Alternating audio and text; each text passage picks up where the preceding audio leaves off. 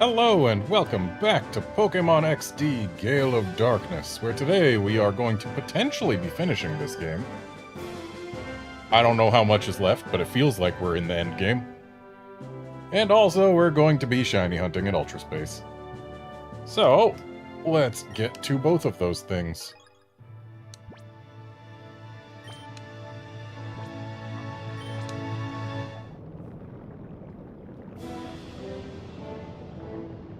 I'm actually going to have to pay attention for this shiny hunting. Because Tornadus is one of the ones with a relatively subtle shiny. The purple gets darker and less saturated, and the green gets brighter. And that's about it.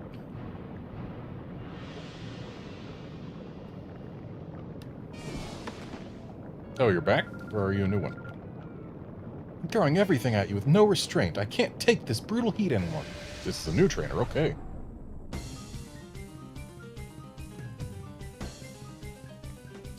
Yeah, if this is in fact the endgame, Shroomish Learning Spore is becoming a pipe dream, but we can still hope. There's still hope.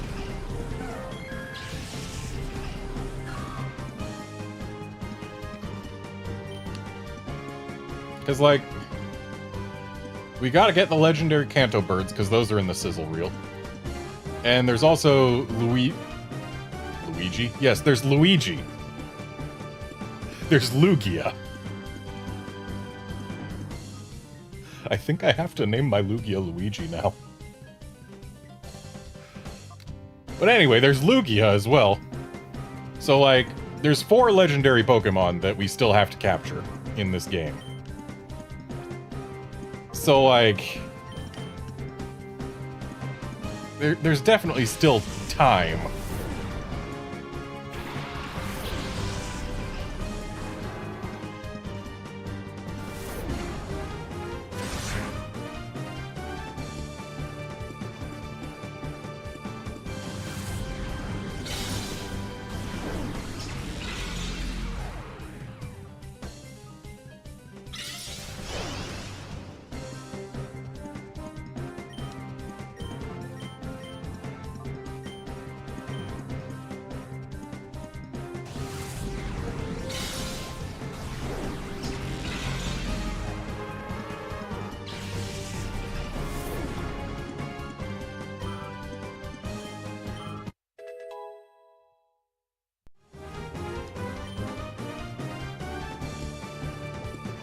Oh, hey, we're getting Feint Attack back. I'm gonna go ahead and say no. Bite has absolutely been the correct choice.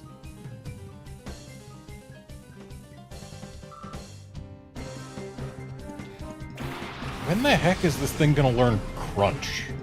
Like, Bite's fine and all, but I want Crunch on this Houndoom.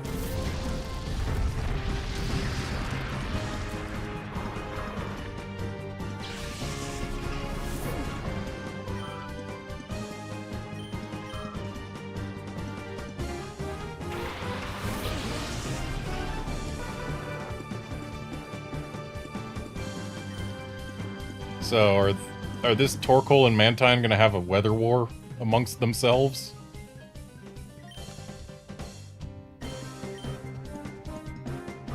I can't help but feel like the Mantine's gonna want to use Rain Dance and the Torkoal's gonna want to use Sunny Day.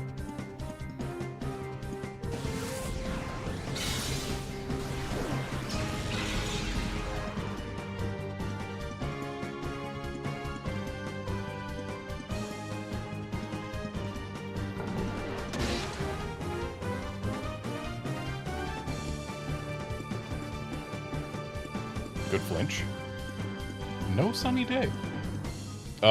Why would you choose to use Flamethrower on the Houndoom instead of the Espeon?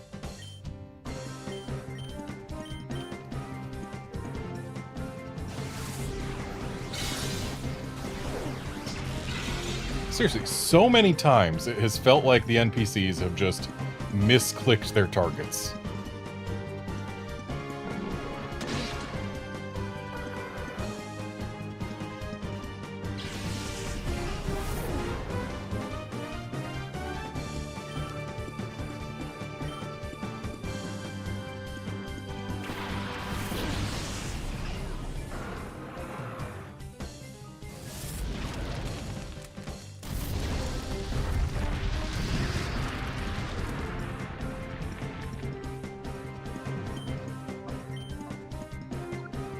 quick attack. I'm already faster than it.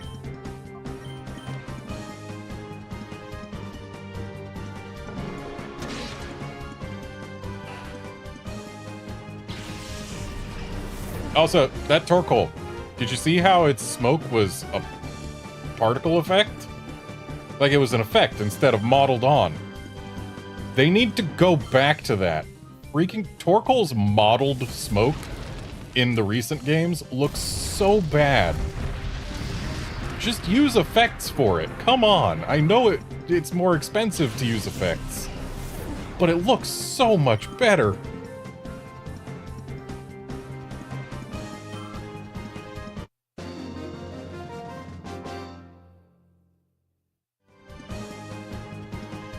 It's too hot here. I can't focus my mind at all.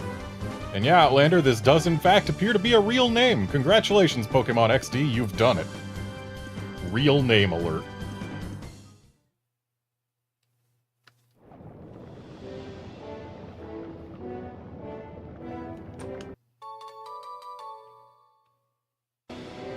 So, what's this way?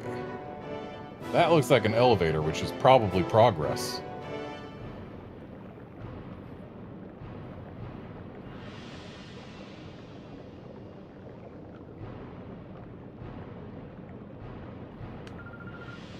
Oh, sorry, this is a dead end.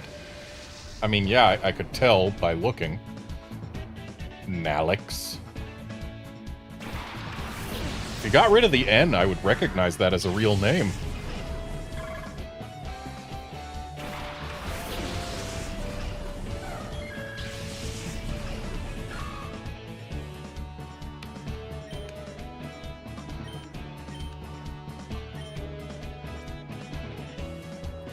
We need to get that XP share off of Houndoom.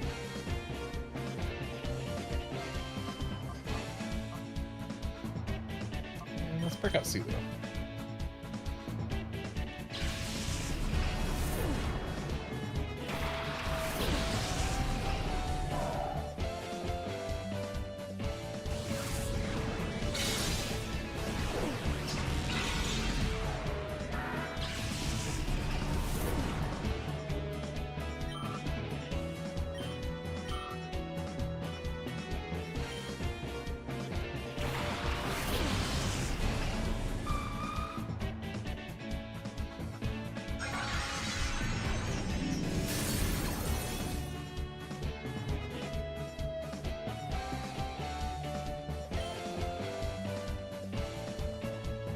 Okay, Sunflora probably isn't dangerous on this turn.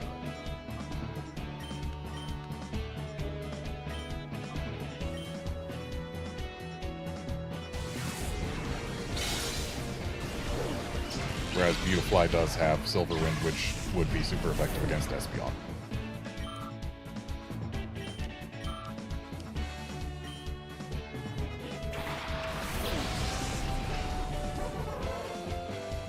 Illumise probably has Signal Beam, which Espeon also does not appreciate.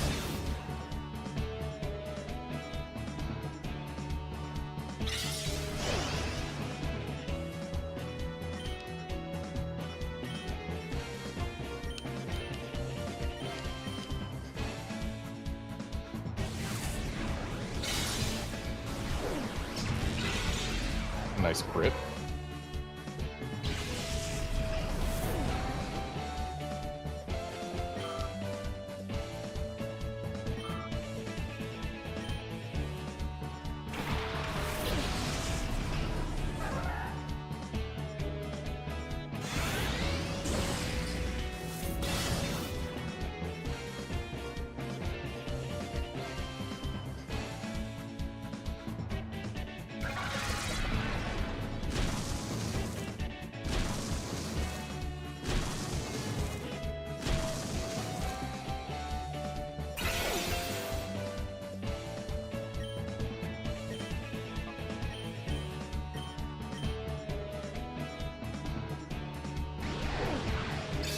Sorry, Volbeat, that helping hand is not going to do much for you.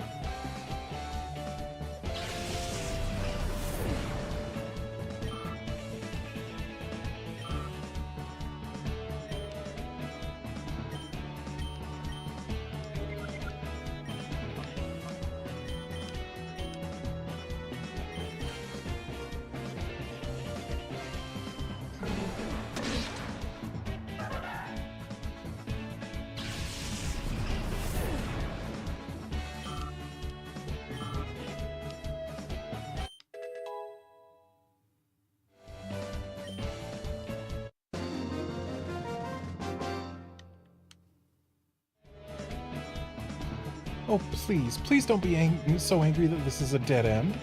I'm not angry. I knew it was a dead end before I came this way. Sorry, I can't tell you what I'm doing at this dead end. It's okay. I already understand. You're guarding this item.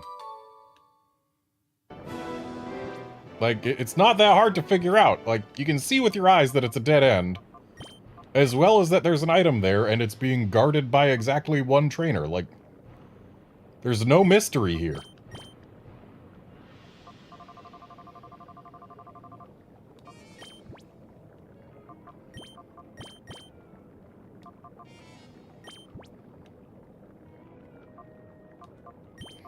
Is there anything we can give Ursaring?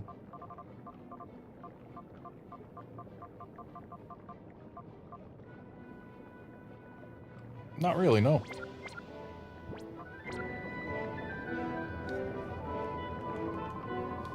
You're going this way? I don't think that's a wise decision. Because you have to beat me to go this way.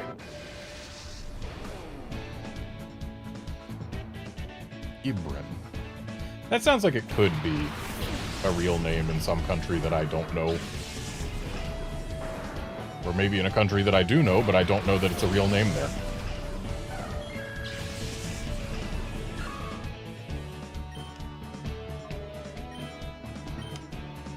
Certainly in some country that isn't this one. Or I guess in some language that isn't English, it could be a normal name. It sounds like it's not one of those names that... It's not one of those definitely a Pokémon XD only name. Let's put it that way, yeah. It doesn't sound like it is necessarily unique to this game. It's not one of those... Let's just put letters together in a way that makes a syllable and hope that it counts.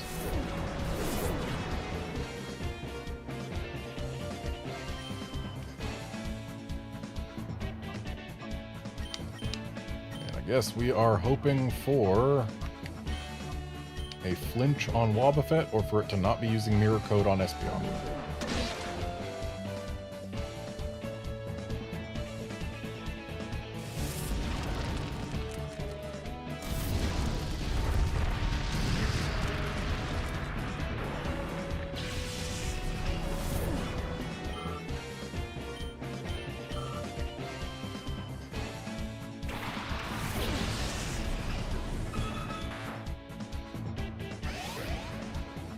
Or Safeguard works too.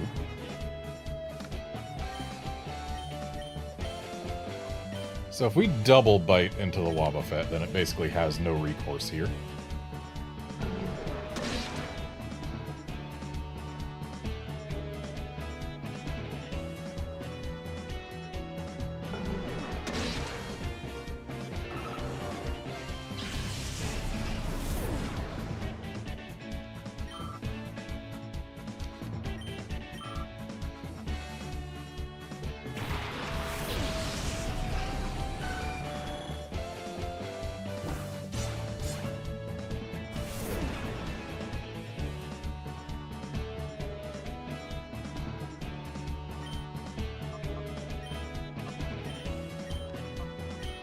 I just realized there haven't been any shadow Pokemon in this room yet.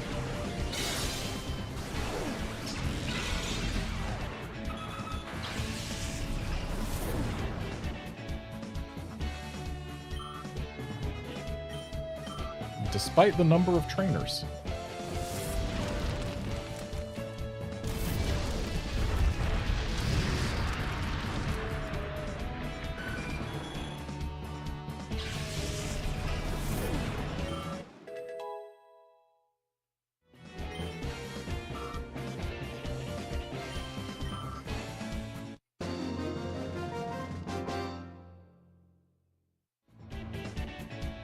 No way!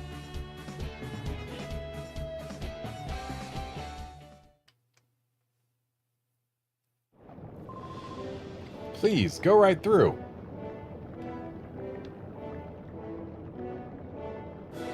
Okay, so I'm guessing this path basically pulls a U-turn through that cave and then comes out to deal with these two. Though I think... No, we haven't had any Pokemon get KO'd. But then again, it's actually not very far at all to get to the healing machine, so let's get to it. It's right here. If we had to go farther, I would have resisted. Because we do have healing items.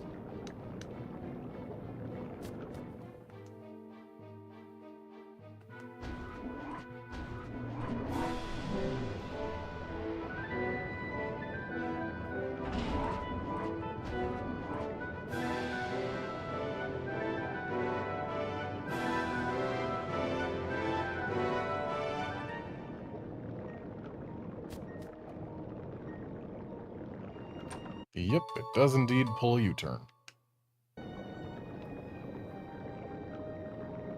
How do I get to... Ah, there's an elevator from above to get to that chamber.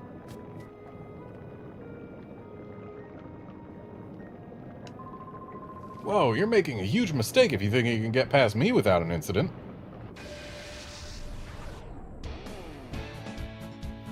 Coolly.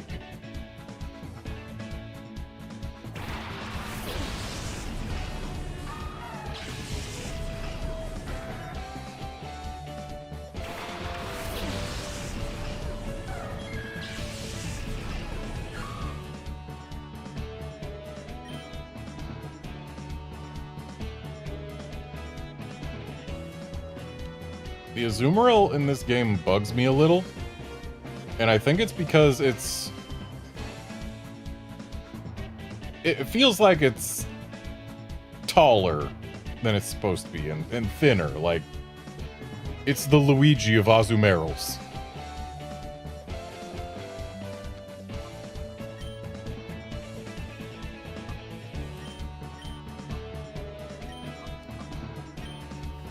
Like, more pill-shaped and less egg-shaped, I guess. And it feels uncanny.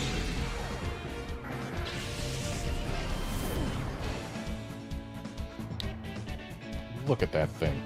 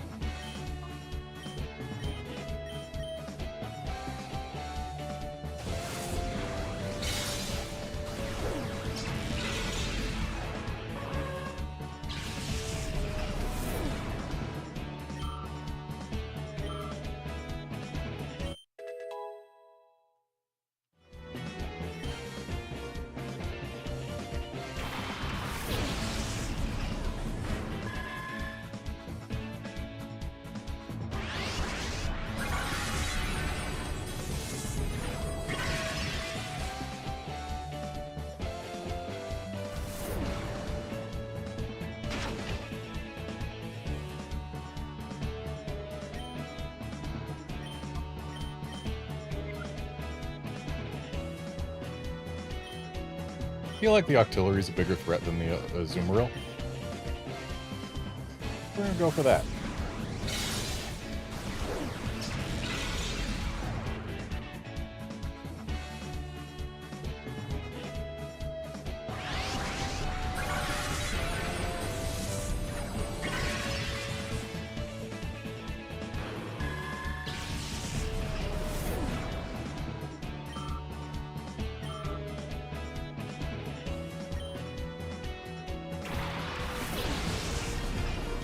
Uh-oh. Guy's got a quillfish.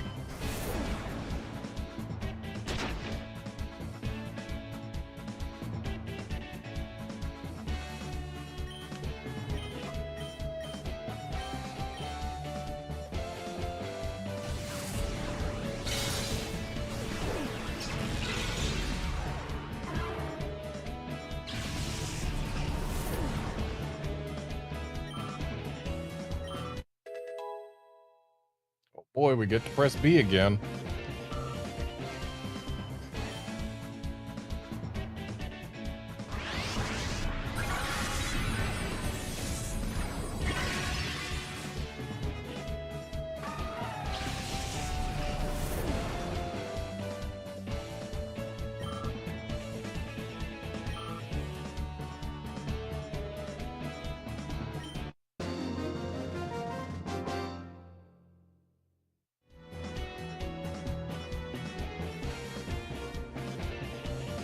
We lost! And he died. We have killed again. Stop lying to me, game.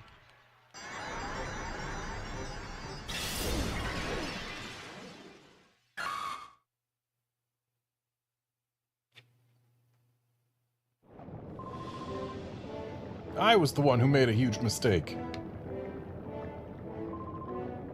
I know what you're after, so I'm not going to let you pass.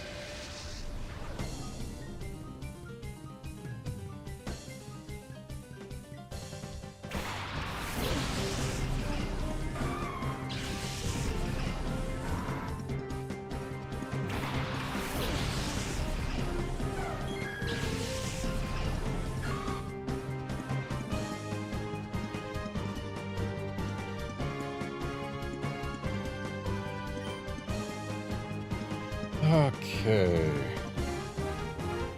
Let's go ahead and bite the pig, swap Shroomish out for Houndoom.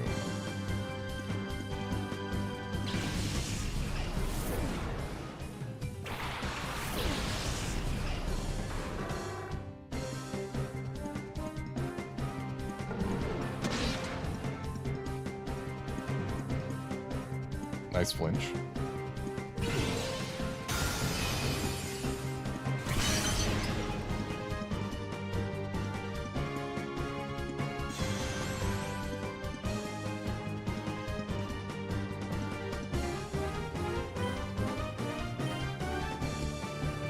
Not a fan of that freeze.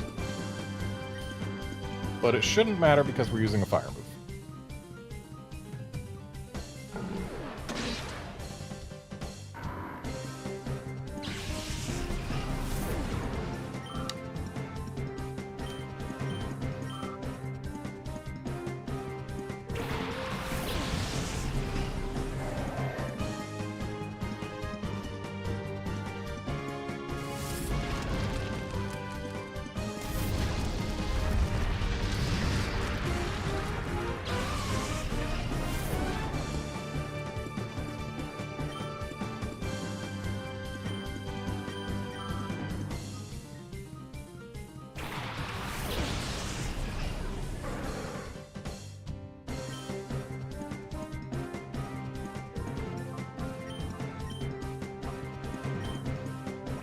Let's bring Shroomish back.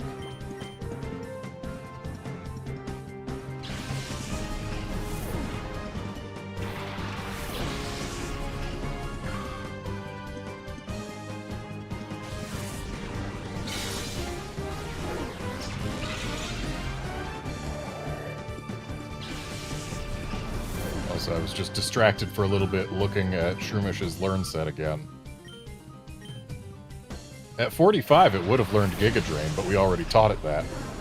Which means the only move Shroomish can still learn is Spore.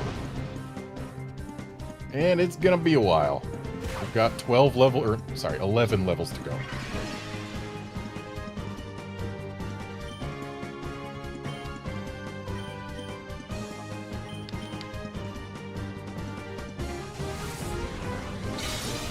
I do have 2 rare candies. Those will help.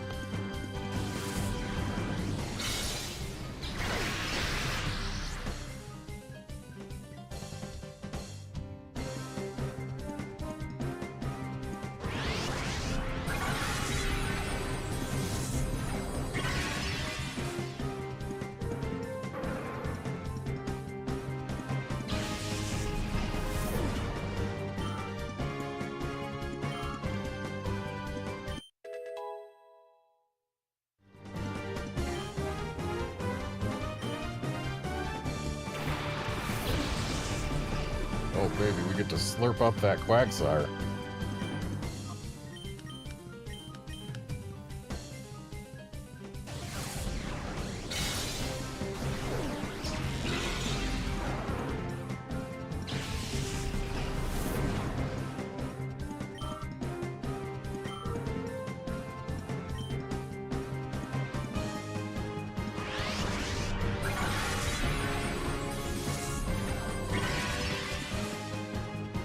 One single slurp.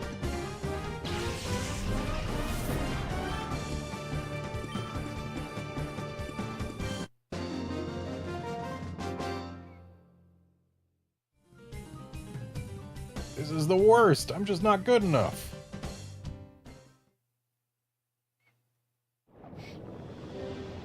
And he's gone.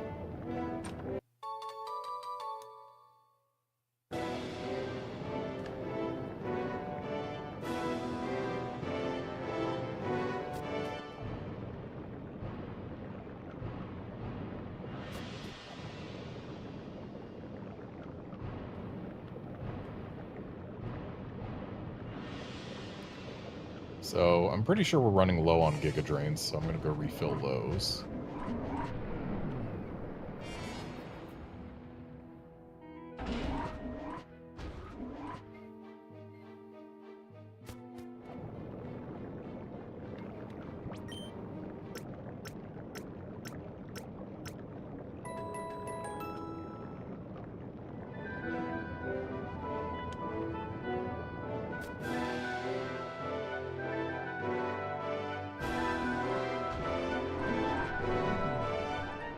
I'm actually really looking forward to when I finish this and get to move on to Pokemon Emerald.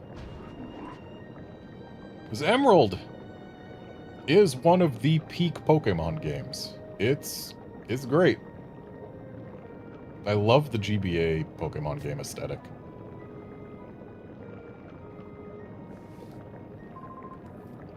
My name is Carbon.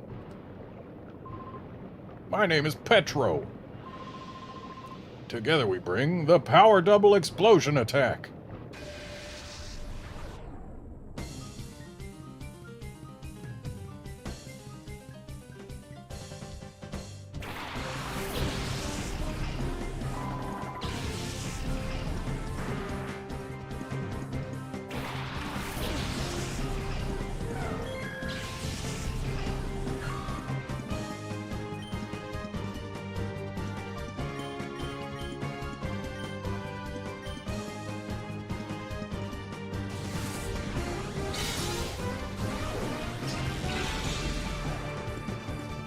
So close.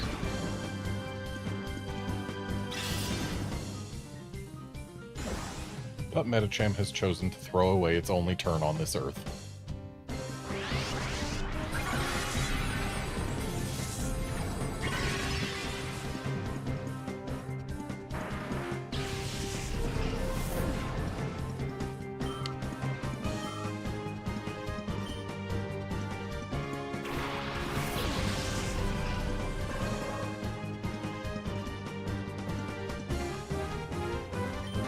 So, I guess we quick attack the Medicham and then we swap out to Celio. Why not?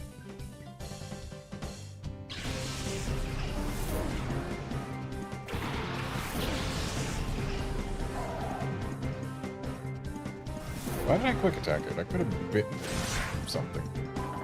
I guess because quick attack is probably the least valuable PP that Espeon can spend other than Sand Attack, so yeah, it's not the worst.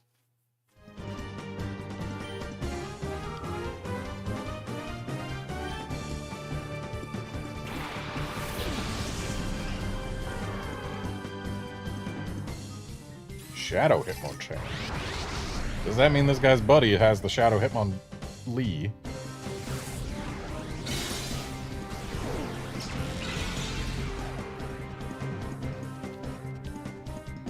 Well, I'm not going to use Psychic on the Hitmonchan because it would probably die.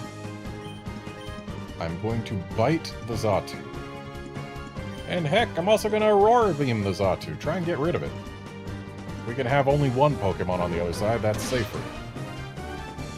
Okay, we're Aurora Beaming the Hitmonchan and hoping for an attack drop. That's what we're doing.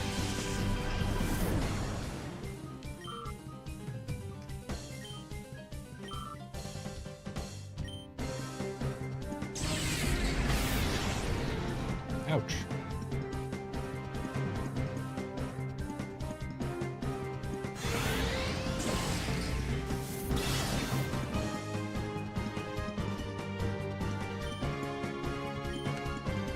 Let's sand attack it, while Celio swaps out for Shroomish.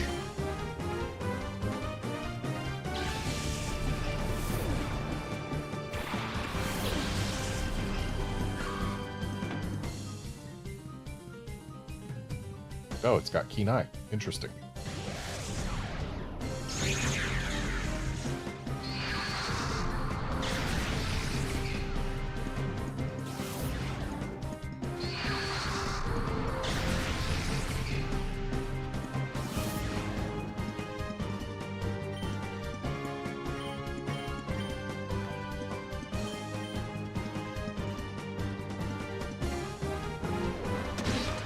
So let's just hope for a flinch. Nope. That Shadow Rush is going to be devastating.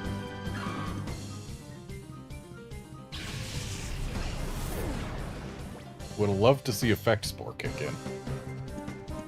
So, I was about to say, of these Pokemon, only Vibrava isn't weak to fighting, but that doesn't matter, it's using Shadow Rush.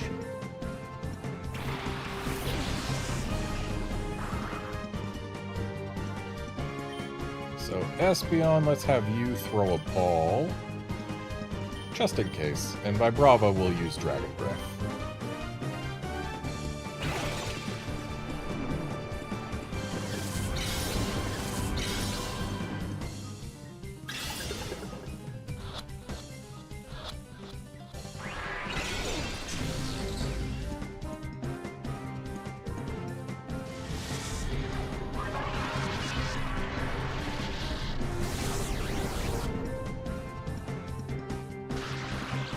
Nice pair-up. Very nice pair-up. Okay. Espeon will once again throw a ball. And we'll use Dragon Breath again just to get it into the yellow.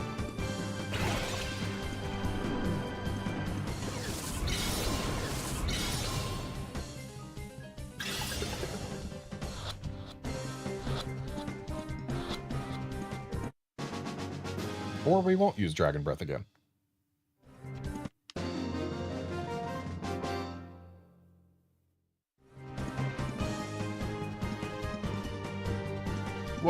What?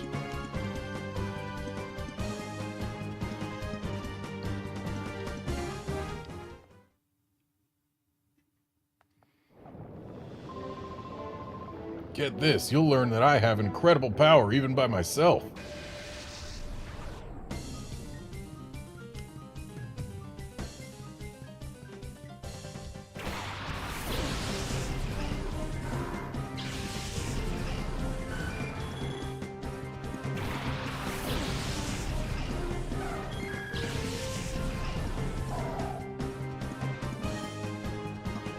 Okay, Bite the Pig, swap out for Houndoom.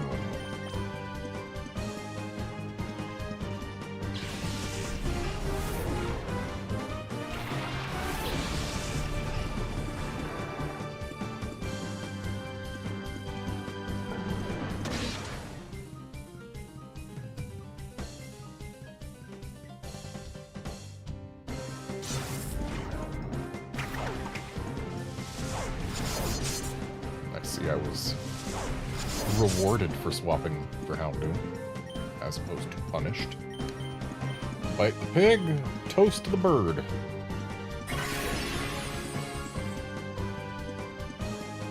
I don't remember what Magic Coat does, but it's not Mirror Coat, which is all that matters. Right, Magic Coat, like, bounces back stat drops, right?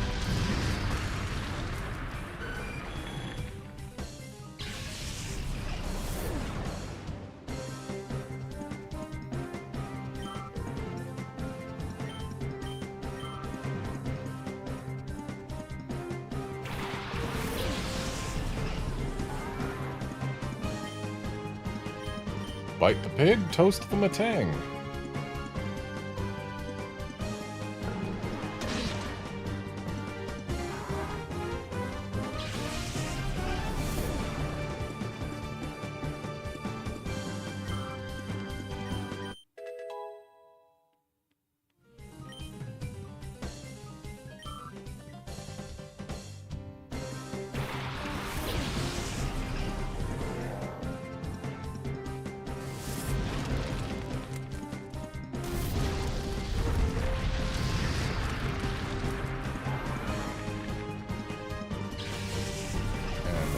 Seeing a Hitmonlee now.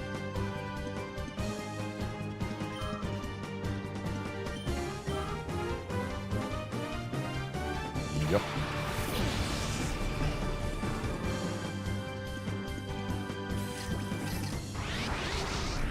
Pretty sure you can count the polygons in that thing's body.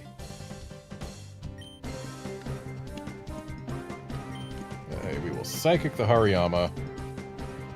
And Flamethrower the Hitmonlee, see if that works. Or... no Flamethrower, alright.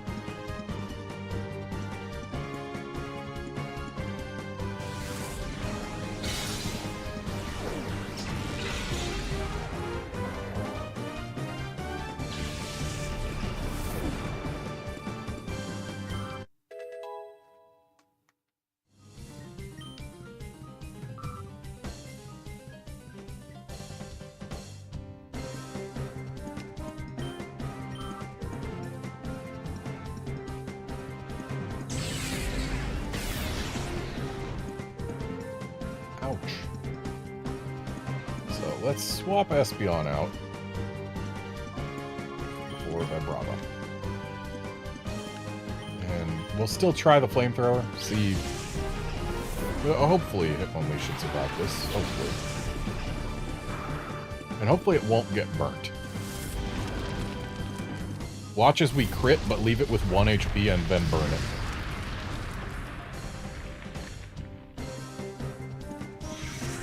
Okay, what does Shadow Half do when your HP is already in the yellow?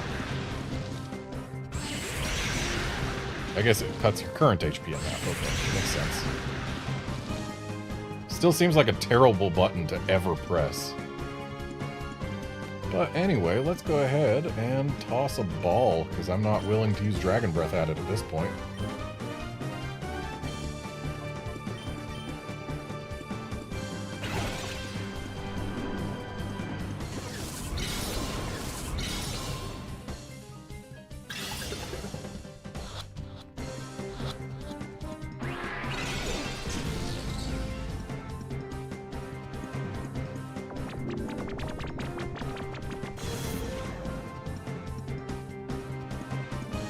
Shadow Half has a recharge on it. Good to know.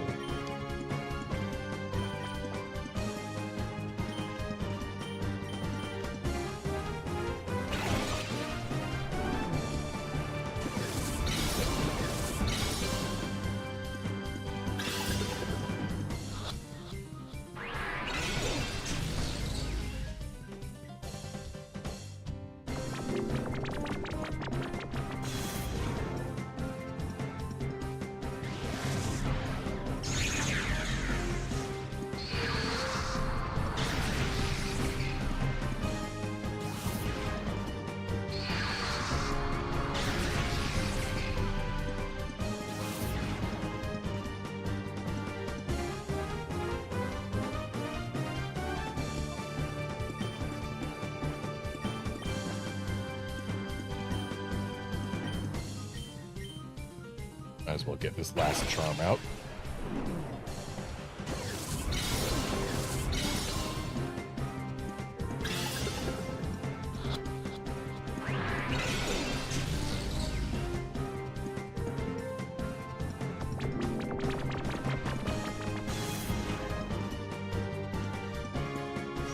Shadow Half again.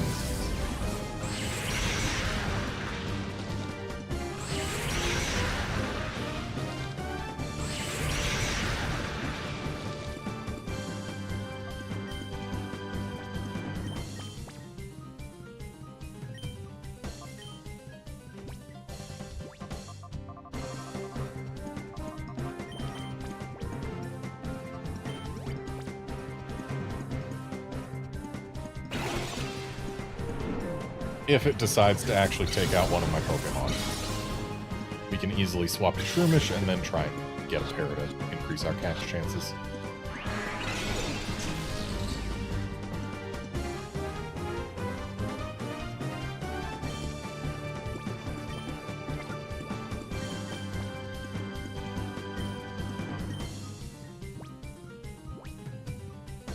Just to make sure the Shroomish doesn't go down the instant it shows up.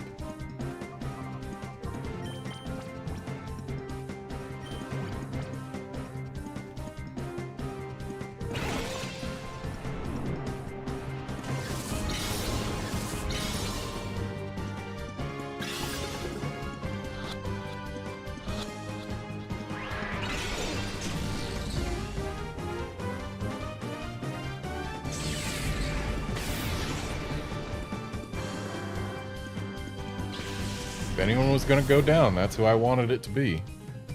But then again, I guess it doesn't matter because we're not getting XP from a capture, so... yeah. Just thinking in terms of XP, like, oh yeah, if Houndoom goes down, then Vibrava still gets XP. But nobody gets XP, because this is a capture, not a KO. And we're not in Gen 6 yet.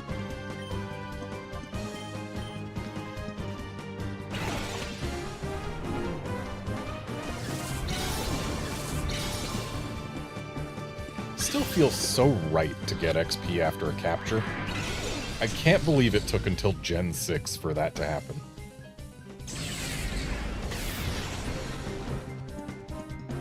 Totally unnecessary crit, but you do you.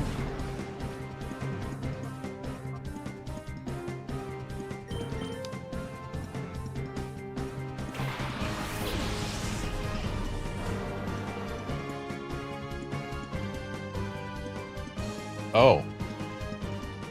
Well then, I guess we can't paralyze it. Which means the only thing we can do to increase our capture chances is throw additional ball. While we also false swipe.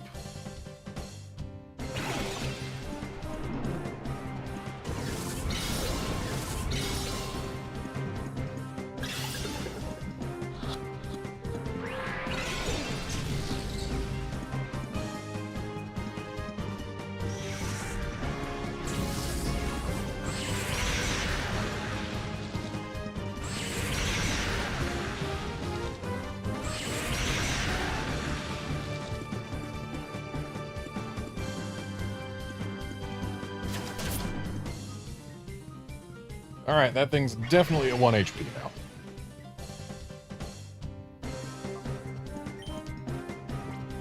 Oh, we can also hope that it touches Shroomish and gets Effect Spored to sleep. Ooh, but if it gets Effect Spore poisoned, then that would end this attempt.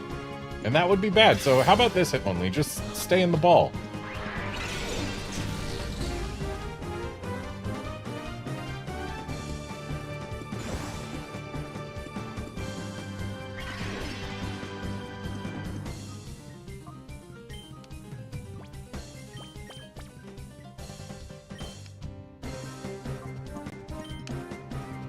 I could swap off of Shroomish to remove the chance that it gets Effect Spore poisoned.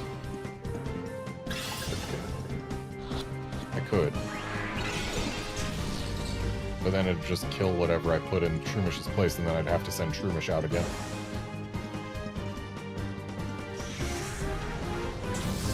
But as long as it's using Shadow Half, like, it's not killing itself, I don't think. Don't cut your 1 HP in half. Okay, good. So yeah, it's not going to harm itself with Shadow Half. And yeah, as long as we don't let both Celio and Espeon die, there will be no chance of Hitmonlee getting itself poisoned. So we'll be fine, probably. As long as a ball works eventually. I might have to start using healing items to keep the Hitmonlee safe, though. Which is certainly an interesting turn of events. Healing your team to keep the opponent safe. Actually, you know what? Let's heal Ursaring right now. There, you're not getting through that anytime soon.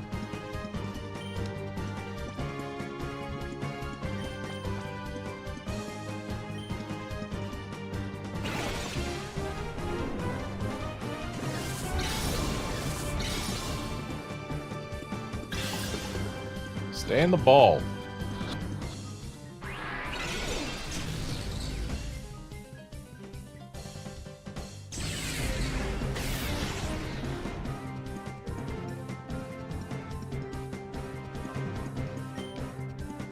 That pittance of damage is all I need to know to see that Shadow Rush does in fact do physical damage and not special damage.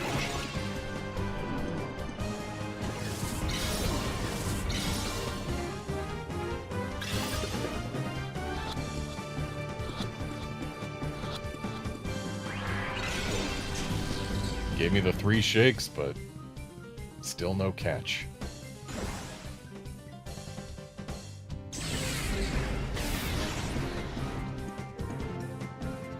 I'm guessing this thing is just out of Shadow Half.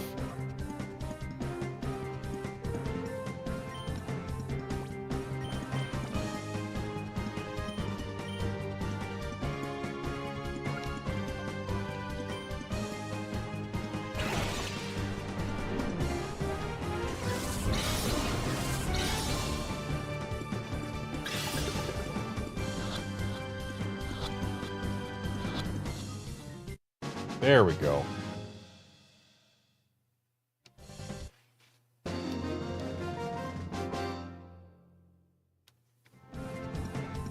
Wah!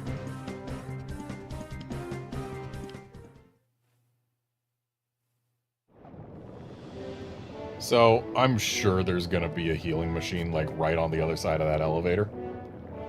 But I don't know that for a fact, so I'm going back to the healing machine that I do know about.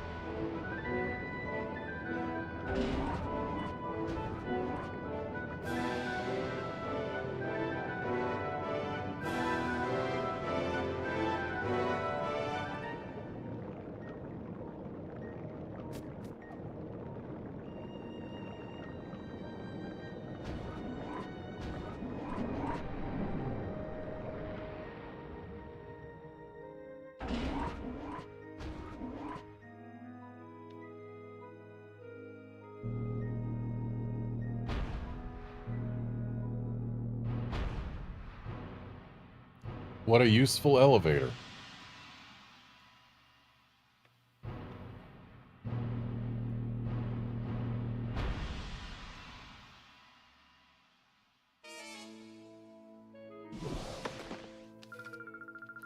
Gorgeously I make my entrance. With flowing elegance I battle.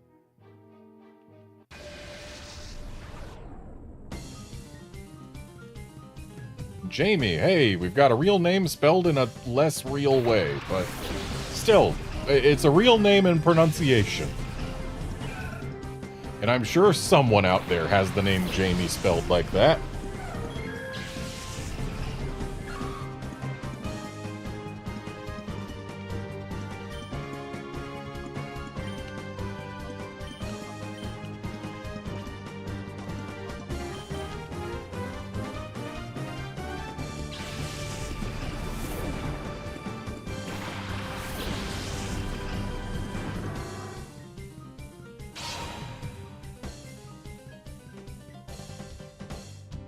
Guess it's a good thing we didn't go for the Yanma.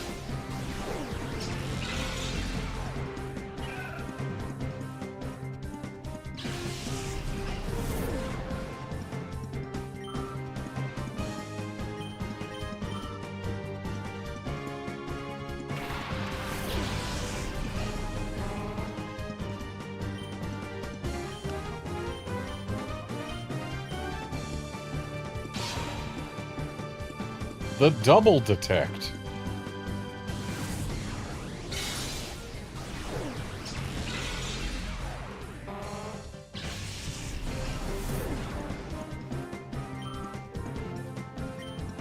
Guess we've got this Yanma afraid.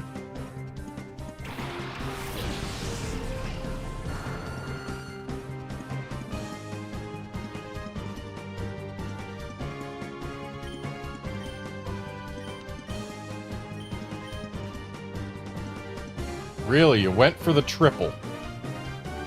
Does this Yanma know any other moves?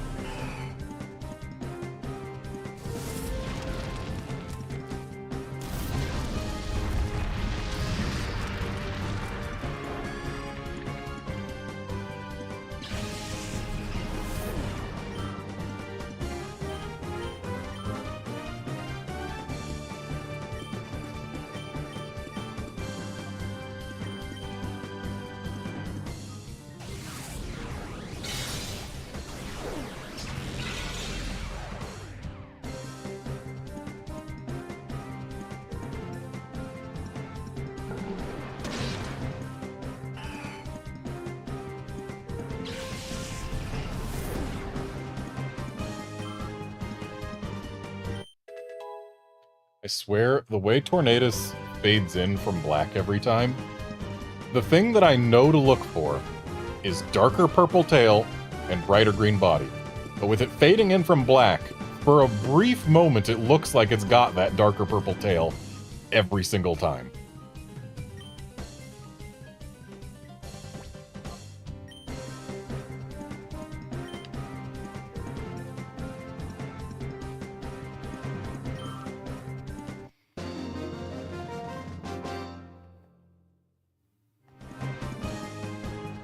We'll beat an orderly tactical retreat. Farewell.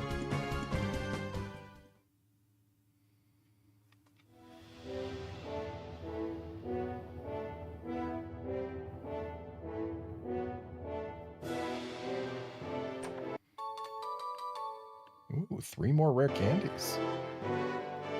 Also, I just saw that elevator. Really? You're here to... This guy's here to block the path back from the rare candies. Did I startle you? I did spook you, didn't I? I should do that to you in battle, too. Gromlet. What a fun name.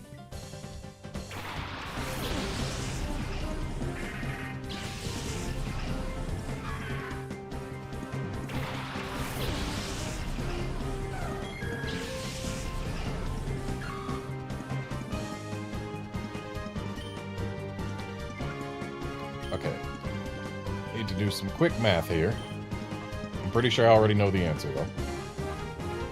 So, Bite is 60, which gets doubled to 120.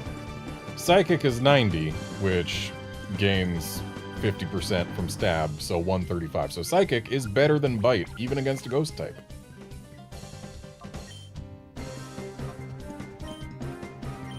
So we Psychic the Banette, and Shroomish is going to swap out for Houndoom.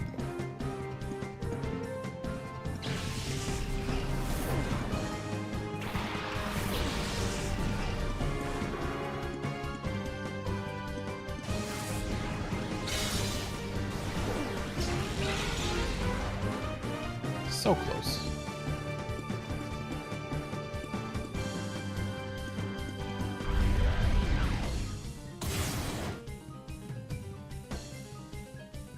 Clearly, Houndoom was the exact right choice to put there.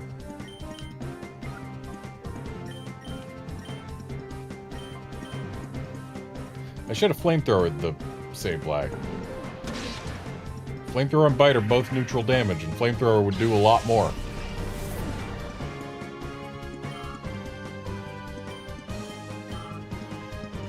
But hey, maybe Bite will get a flinch.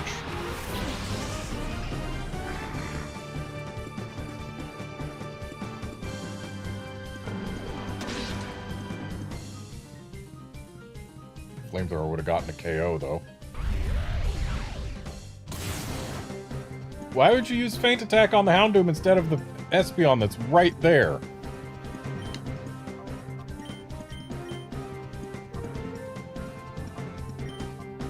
Might as well just bite again. We've got more PP for that.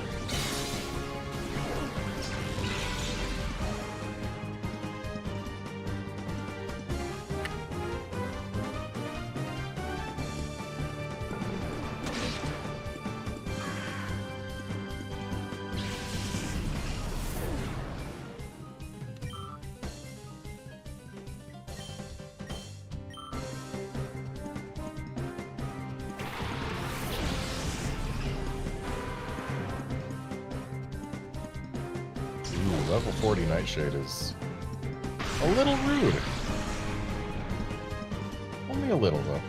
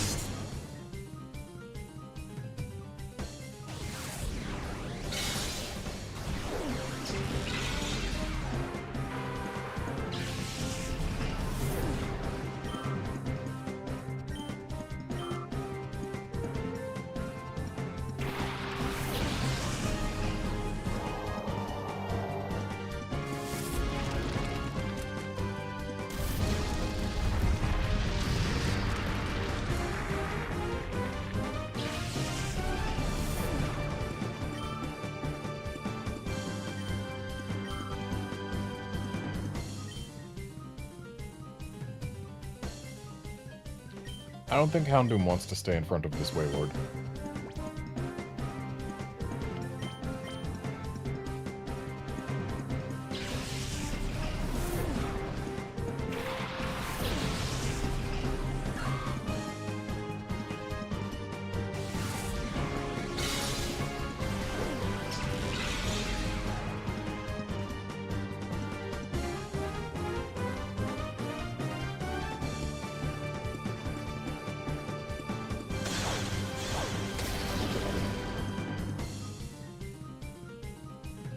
Yeah, with that critical Water Pulse coming, I made the right call not leaving Houndoom there.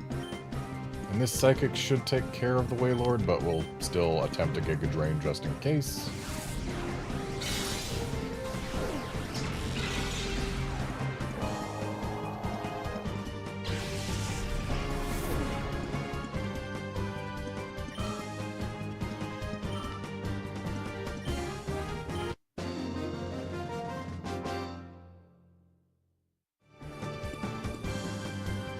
You're so much stronger than I expected. You put the fear in me.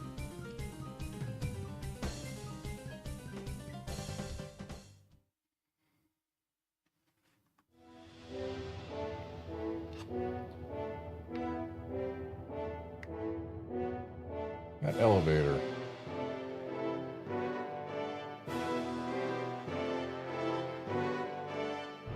Looks like we're on cycles. And there will be a... No, let me stay on.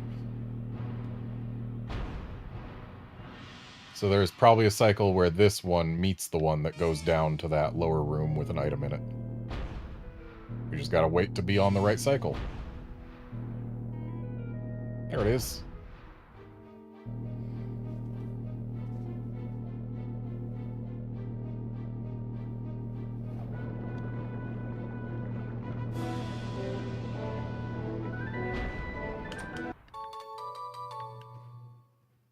Max potions ain't bad.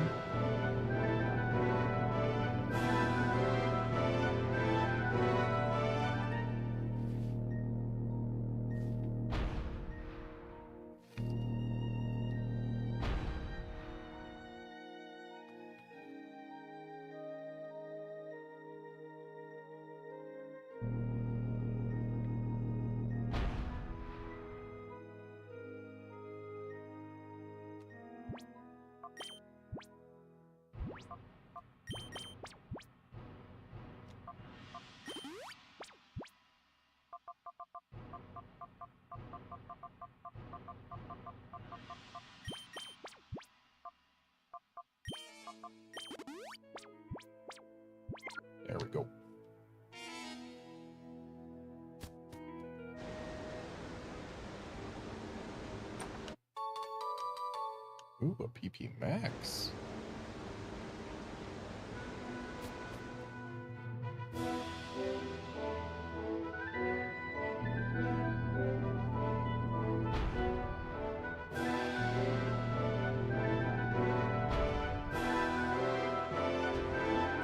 They're just letting me into this elevator, huh?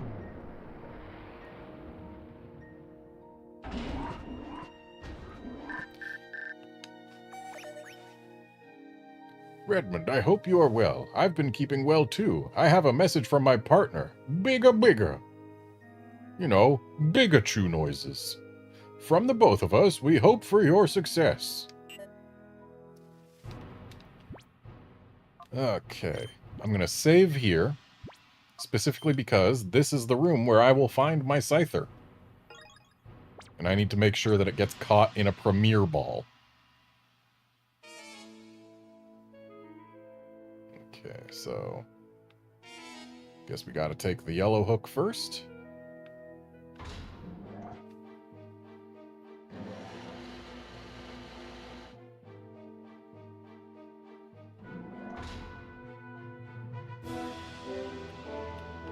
I want to take that orange hook, but I can't because it's not here. But I don't see any other way to get to where the orange hook goes. But taking this fuchsia hook will get us an item.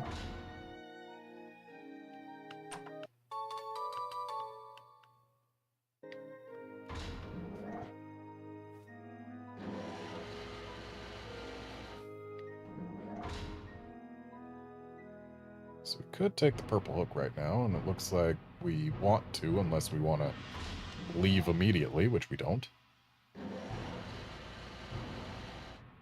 Oh, that's taken us farther than I expected. So that's just to go all the way back to the entrance. Okay.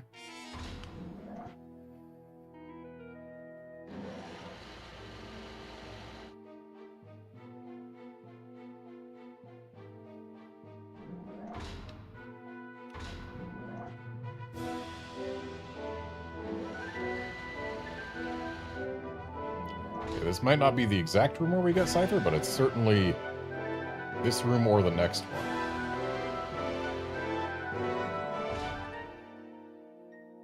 But how do we call that orange hook over?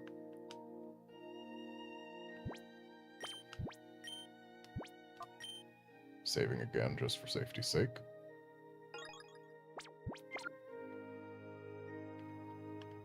And where... Okay, it doesn't matter where the blue hook goes, we can't take it. So if we take the yellow hook... Is there any other hook we could have taken from the start here? No, there is not. Okay, so we're going to be coming back to this room at some point. From a separate entrance.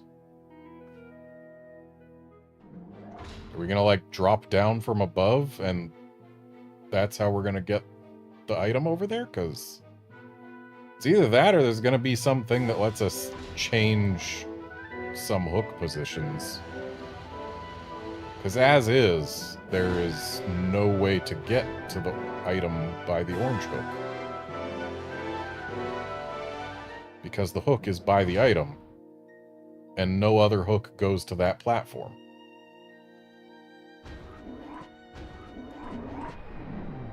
So we're definitely coming back here from another entrance. Are we dropping down a hole? Roar! Watch your head. Keep an eye on the ground, too. That keep an eye on the ground bit. Yeah, we're going to be dropping in a hole somewhere. Geftel. What a name.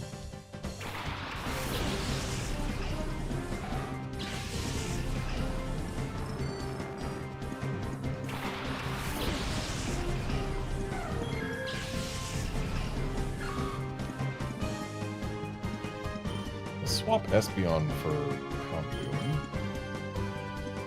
while Shroomish does a little slurping on Lantern.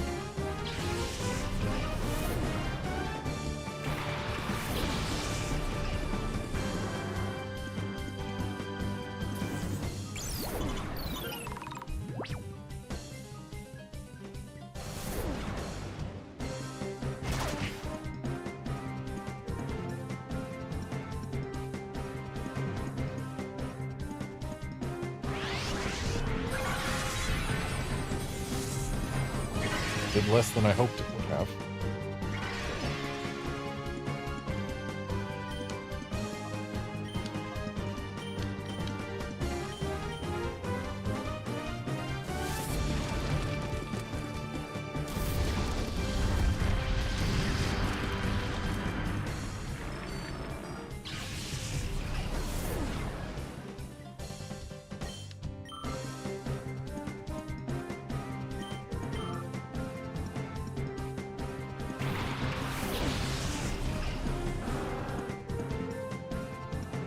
Shadow Lickitung.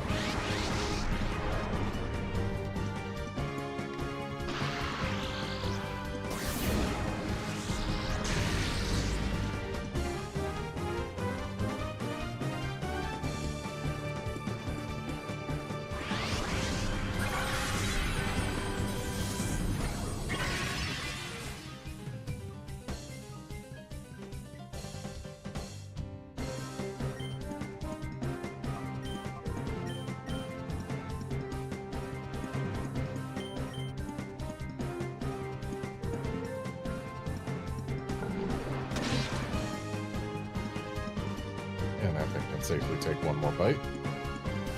Also, its face looks very N64.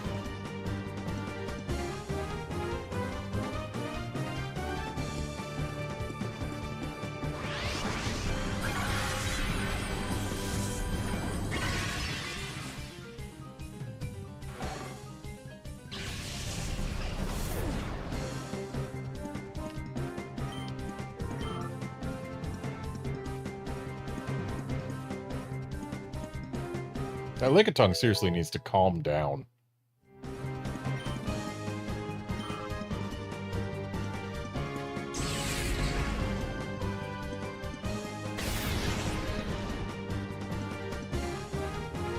Affects poor sleep, come on. Or nothing. Okay, we bite it. We stun spore it. We hope it doesn't attack Shroomish again.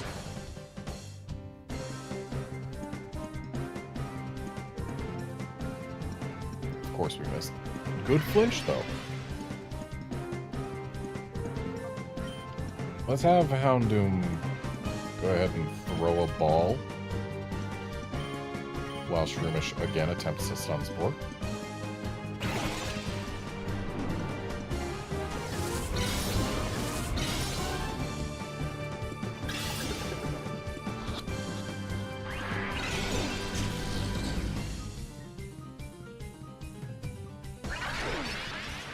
Got it this time.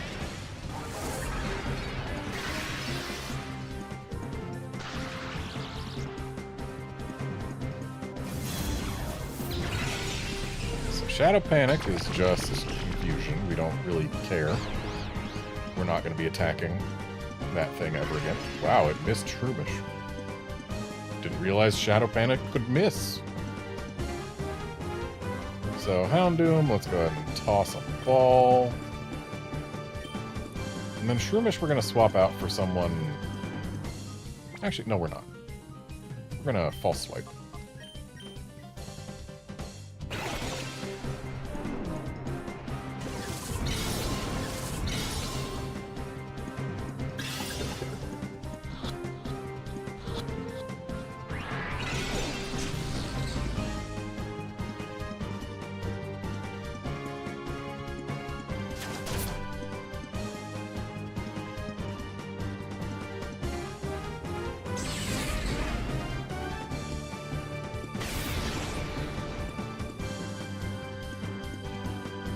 This time we are going to swap Shroomish out.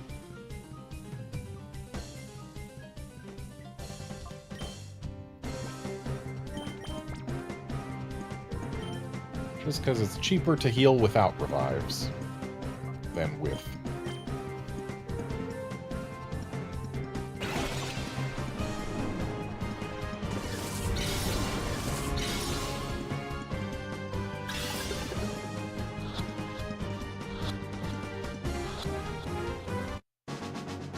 And there we go.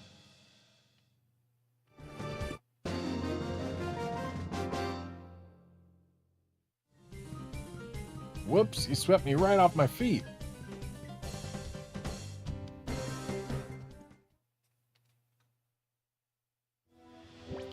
So let's go ahead and save again.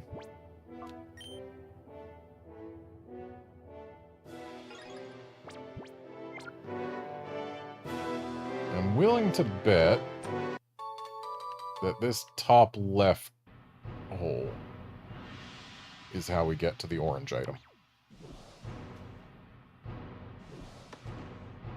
Nope, it is not. I'm glad I was only willing to bet and didn't actually bet.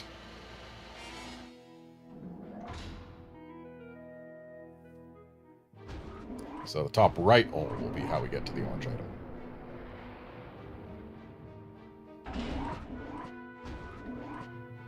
And then I assume this bottommost hole is how we get to progress.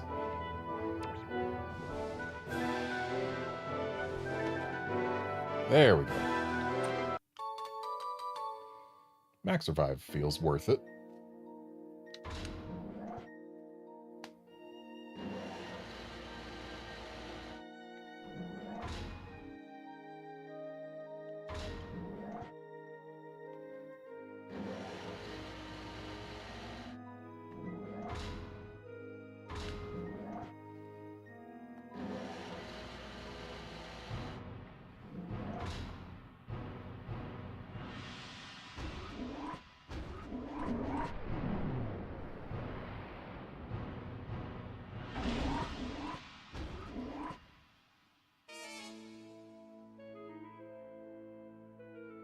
Oh, but there's a whole additional half to the room. But let's try the bottom hole anyway. Maybe it doesn't lead to progress, but it definitely leads to somewhere we haven't been. Or no, it leads to somewhere we have been. Okay. Well, good to know. So the entire left side of the whole room only exists to let us get the orange item.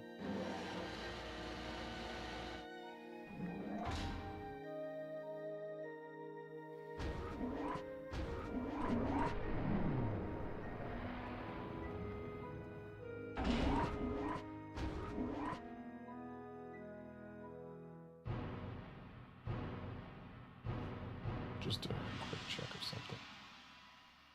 Yeah, can't tell from this image. I was going to check and see if Tornadus' eyes change color when it's shiny.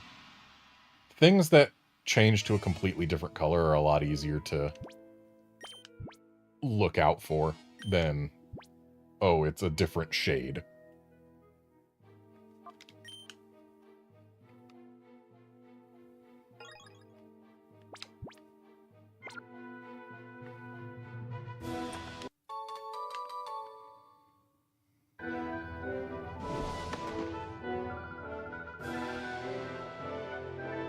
Screeching noise. You're never getting by me. I'll be yelled at if I don't stop you.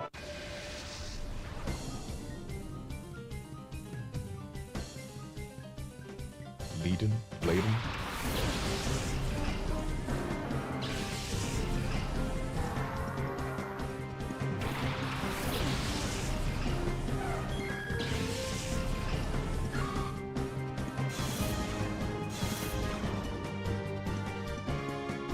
Should have healed Shroomish between battles. But whatever. Let's have Espeon go ahead and Psychic the Exploud, while Shroomish swaps out for, let's say... Pursuing would probably have an easier time, but let's do Celio. It needs more XP.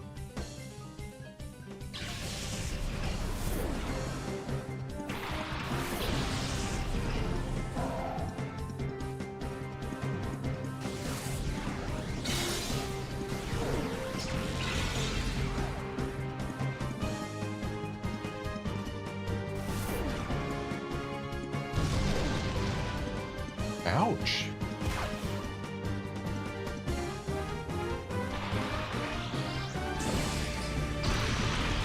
Poor Espeon. Well, now let's bring out Ursaring.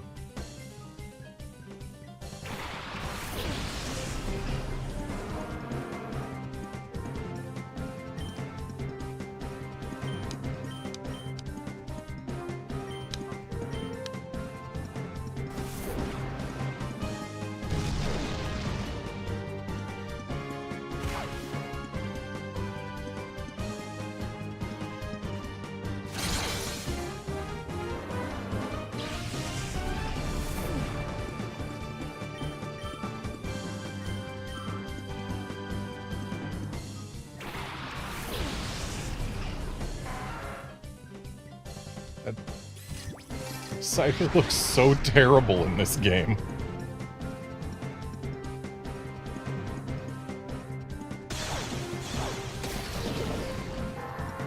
But that's gonna be my Scyther. Honestly, if it weren't for those teeth being at the angle they're at, it wouldn't look quite as bad. But it'd still look bad. Wow, that looks terrible.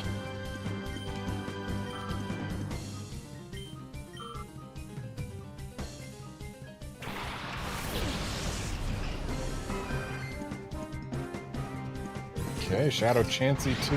Interesting. Okay, so I think what we're gonna do is we're gonna swap Ursaring for Shroomish. And we are going to heal Shroomish.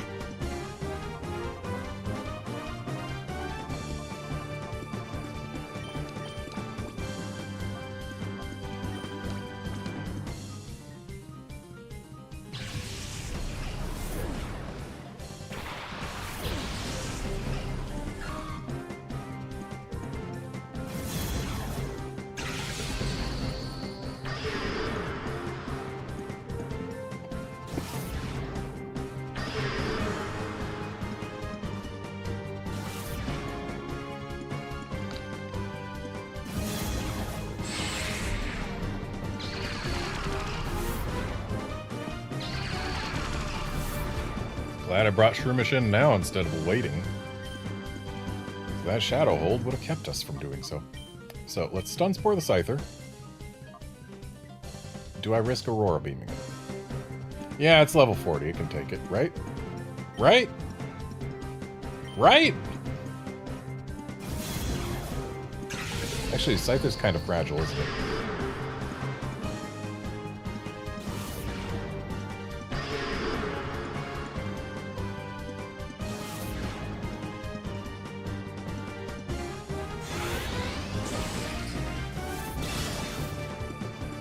Okay, yeah, I can take it.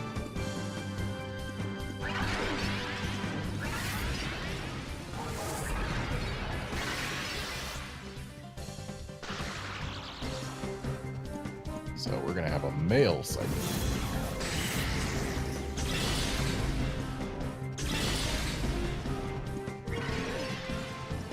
I do ordinarily prefer females, because I like the look of Scizor with the larger abdomen, but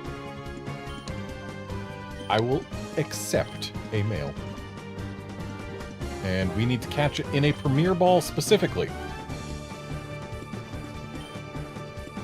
If we run out of Premier Balls before it gets captured, we have to reset back to a save.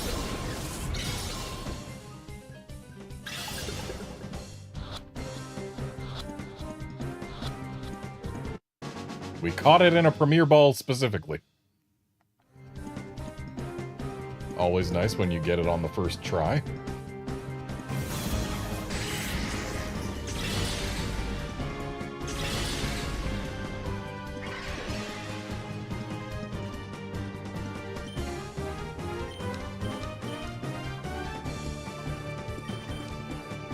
Aurora Beaming instead of Water Pulsing because I don't want to risk confusing it.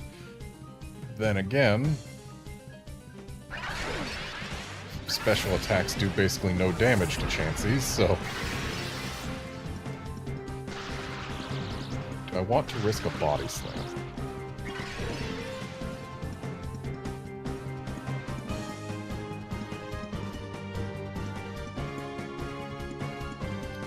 Outlander, I also like Magneton a lot. That's why it was chosen as one of the 4, because, like, let me whip this out. That's not the right thing. Let me find the right tab. Where is it? There it is. So, when it comes to choices, for Pokemon that can get every ribbon,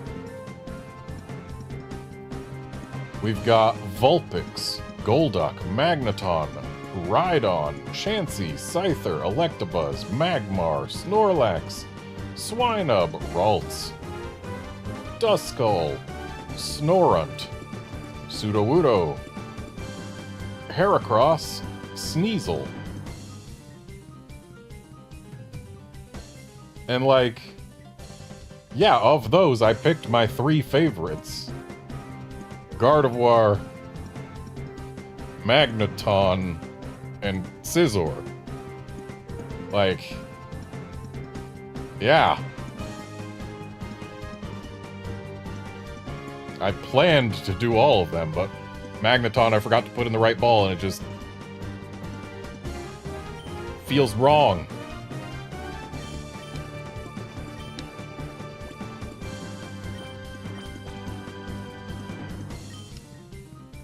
I would have reset for it had I not saved afterward, before realizing that I did it in the wrong ball.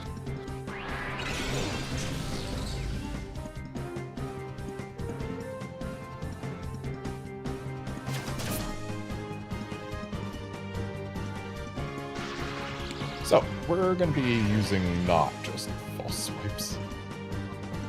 And, you know what? I am willing to risk a body slam at this point.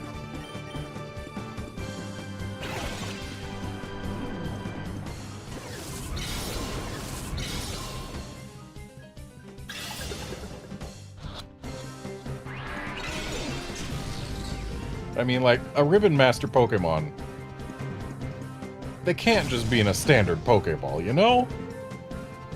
They gotta have something special.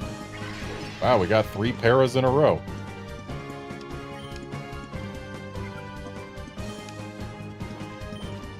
And we can afford 1 more body slam, I'm pretty sure.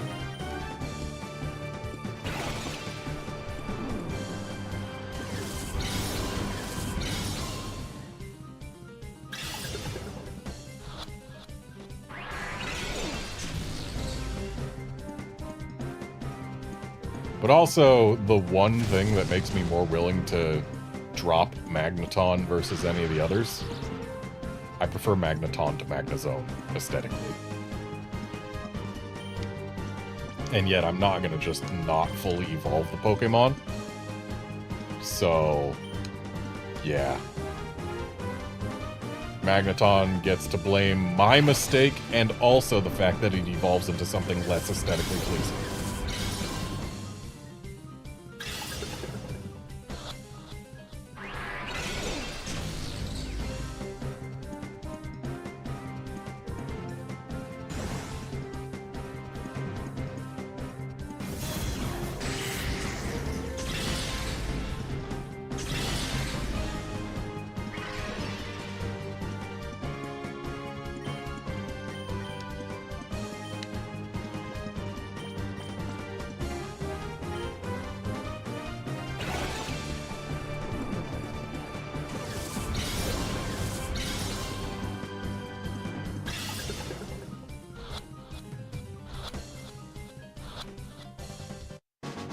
There we go.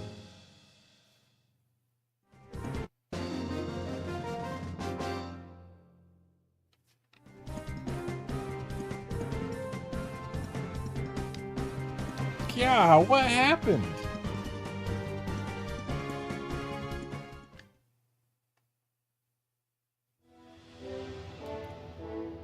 Okay.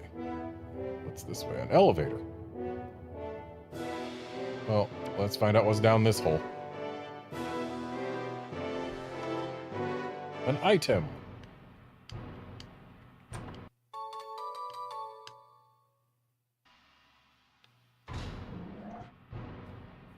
And looks like there is no more reason to take any holes.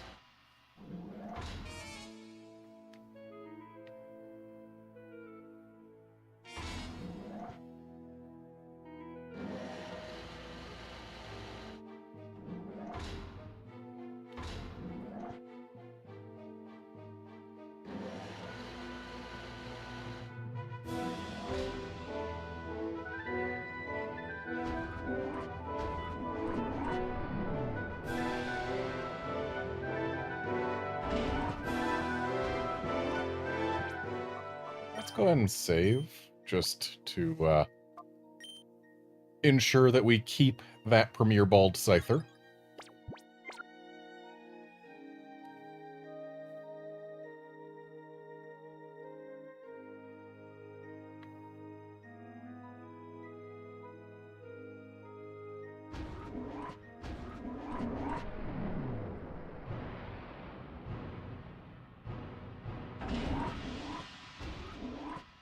Not gonna lie, I was kind of hoping that there would be a healing machine here, but I guess... Ooh. Maybe we should have gone back for a healing machine.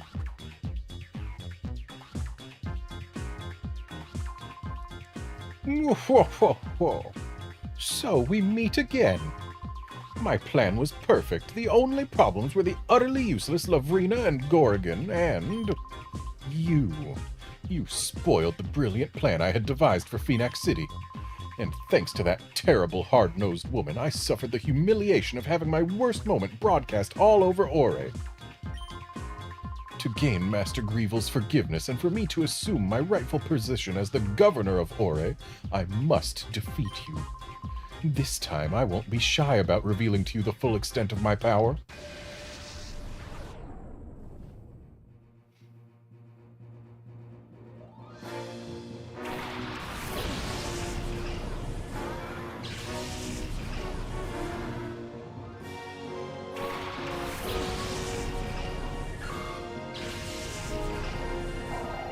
So, part of me really wants to break out Houndoom to deal with that Metang more quickly, but the other part of me realizes there's a Quagsire right there, and bringing out Houndoom in front of a Quagsire is not the best idea.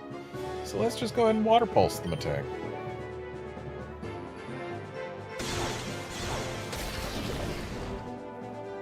Maybe we'll get it confused. Nope.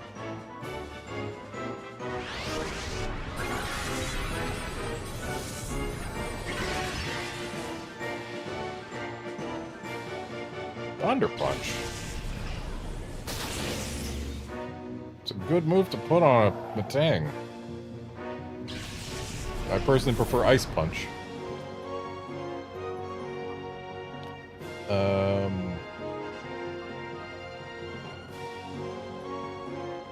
Yeah, let's bring out Houndoom. Just assume that the Quagsire isn't going to be using a ground or water move on that slot. And I assumed correctly. Don't para, don't para, don't para. Good.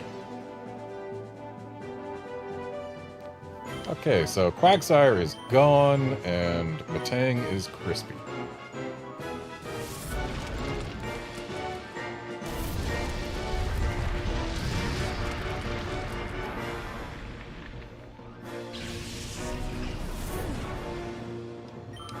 So this guy doesn't have his Lunatone anymore. I wonder what he's gonna have. Because he's got a party of 6. Okay. A Scizor is an interesting choice. Don't know why you would send that out in place of something that a Houndoom just used Flamethrower on. But sure, you do you. Send out Scizor.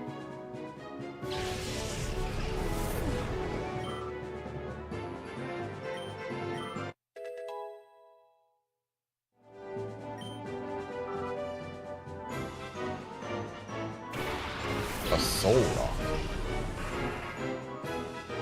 A Shadow Soul Rock.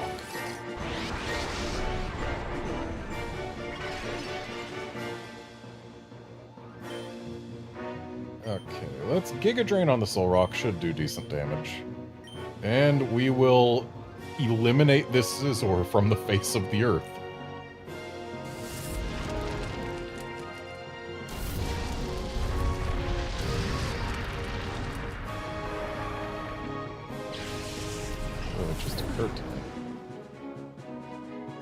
It's too late now, but...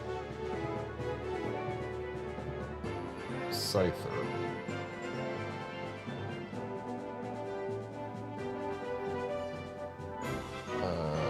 Abilities. Okay, Scyther only gets the one ability in this game, okay. That's actually a real shame. Swarm is not a great ability. we're gonna have to wait a good long while to get that changed to something better. But, oh well. Scizor's still a good Pokemon. Okay, and he's still got his cast form to deal with his weather stuff.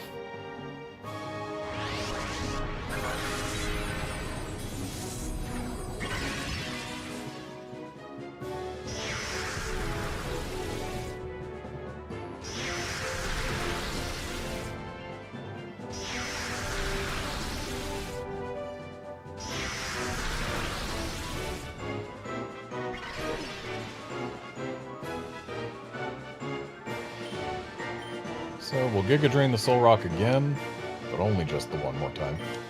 And Houndoom will try and toast the cast form.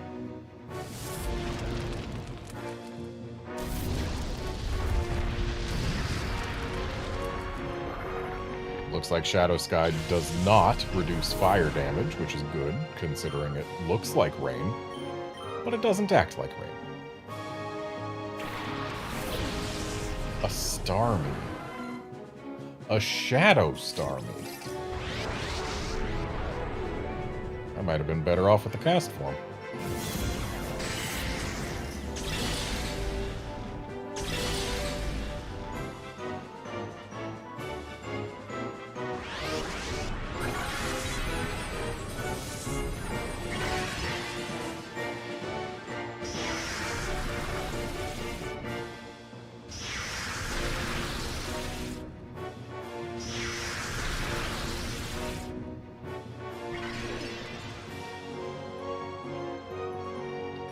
Okay, Shroomish is going to Stun Spore the Soul Rock.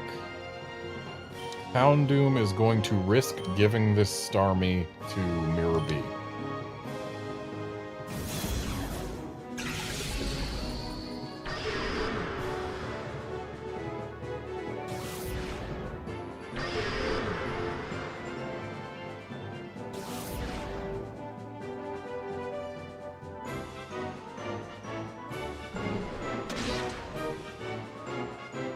Alright, Mirror B does not get the Starmie. Please, Shadow Panic, do not prevent Shroomish from using Stun Spore.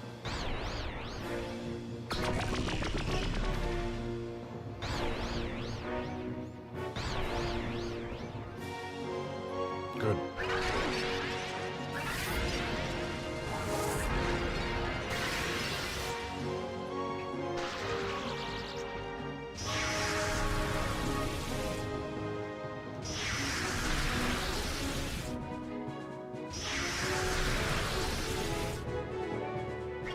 Yeah, Starmie was fantastic for most Pokemon games.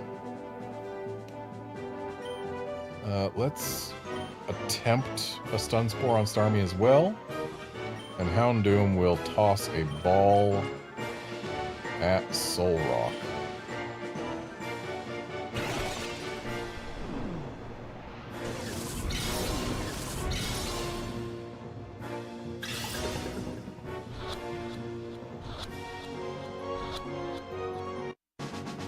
Okay, good.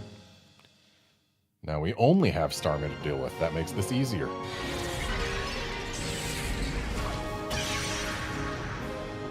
Rip Houndoom.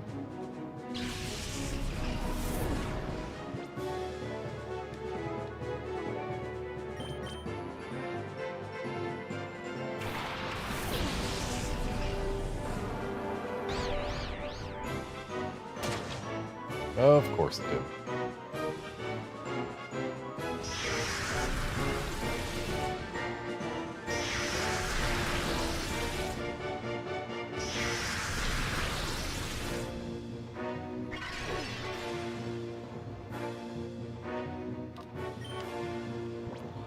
Shroomish doesn't use the ball. Shroomish tries to Stun Spore.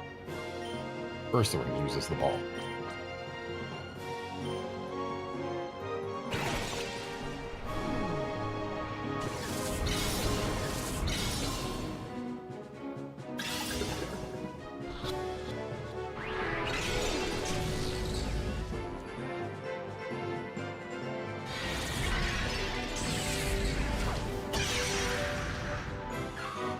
Poor Shroomish.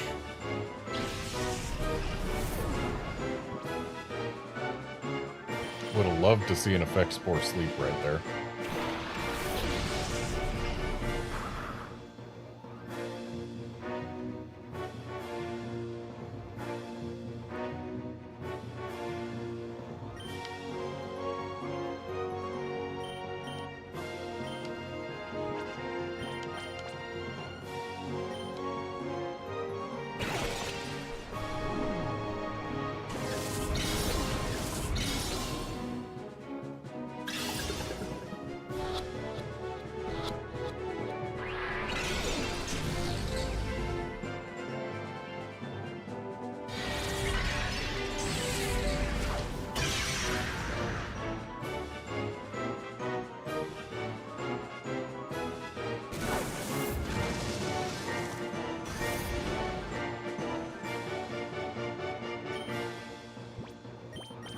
Hopefully this ball just works. But also I need to heal Ursaring or else we are going to be in a bit of trouble. Because if either of these goes down, we have to spend our entire turn reviving something else, and I believe this Starmie can probably KO anything on our team from half health. So basically we need to not lose anybody or else this potentially becomes a loss. Good miss. Good miss. That lets me regain some ground. So let's revive somebody. Somebody beefy.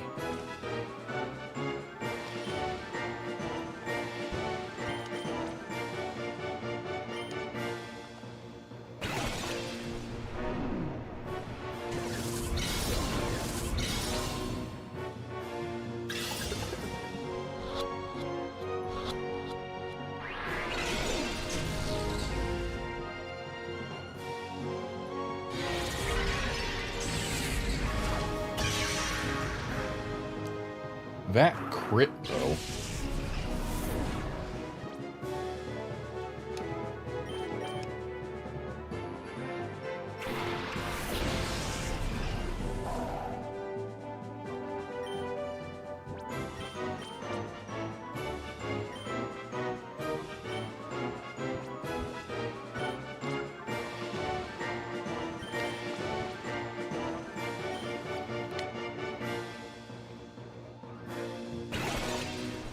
So yeah, we're at the moment banking on either getting the capture or that the Starmie misses more than it crits.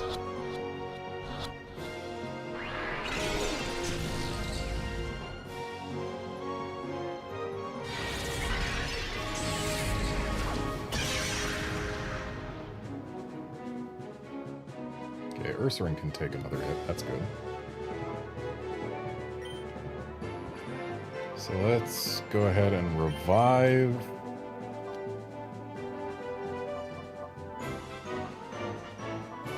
I'm gonna say Espeon.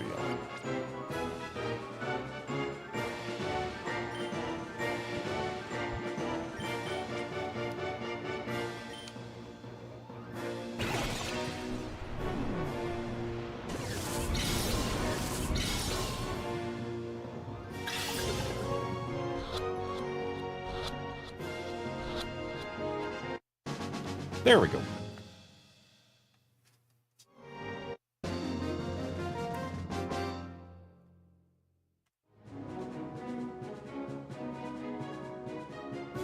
My plan, it was supposed to be perfect. Dude dabs on us in loss.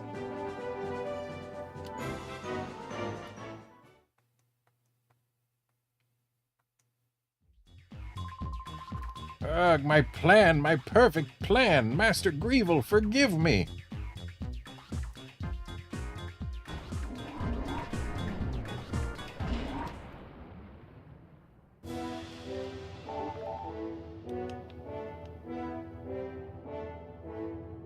Okay, so I'm hoping that this takes us way back to the entrance of the island. It does. You're leaving already? But not before I show you my brand of hospitality. Seriously? They put another encounter after that mini-boss, but before we can leave? And his name is Cleef.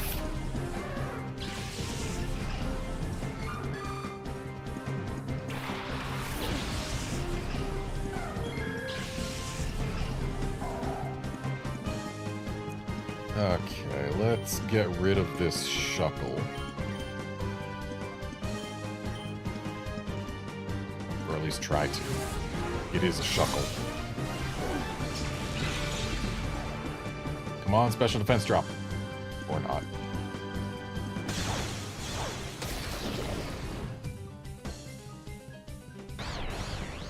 Nice confuse.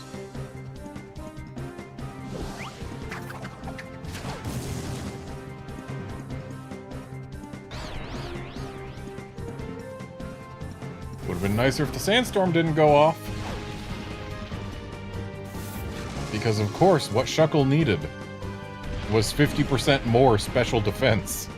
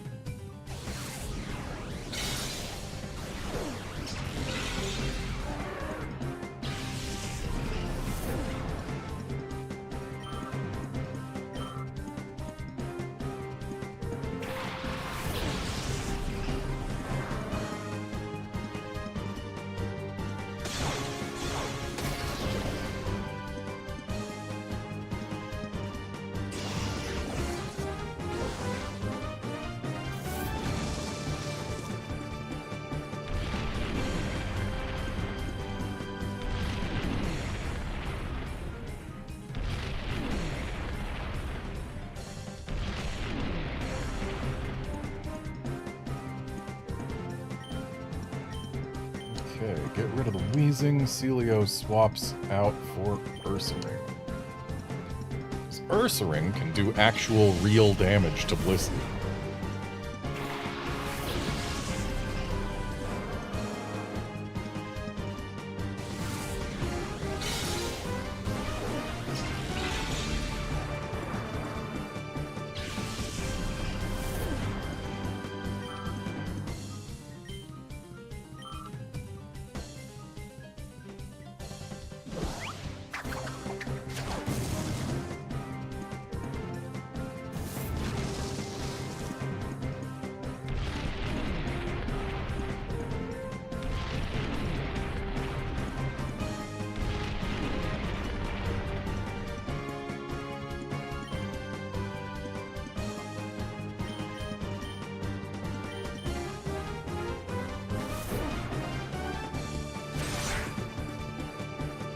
Nice crit, Espeon.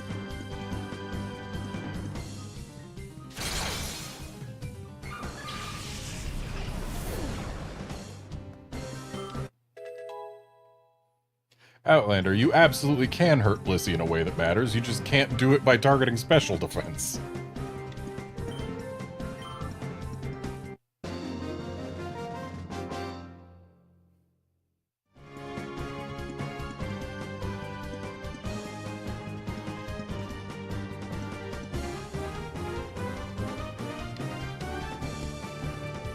I'm sorry to have held you up. You better be.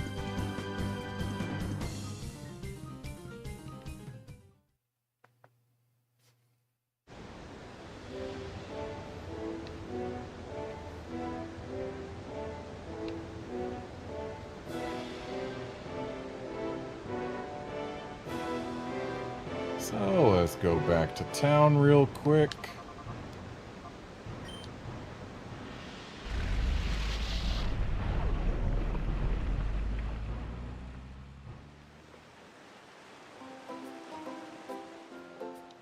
And we will visit both the Pokemon Center and the Mart. Because while we do have 100 Pokeballs, we have the 3 legendary Kanto birds as well as a Luigi that we will need to capture in them. And those catch rates are not going to be incredible.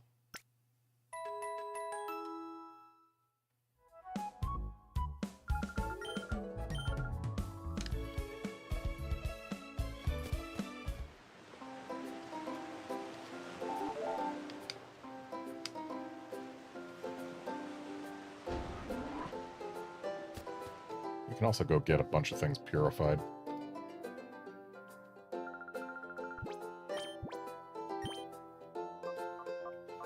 And since we've already got our Scyther, I'm going to say, who even cares about Premier Balls anymore?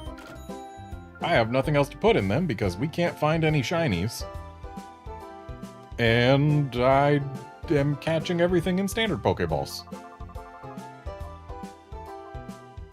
We've got 7 revives. That should be plenty for now. 9 full restores is also a nice amount. Let's get some more Hyper Potions.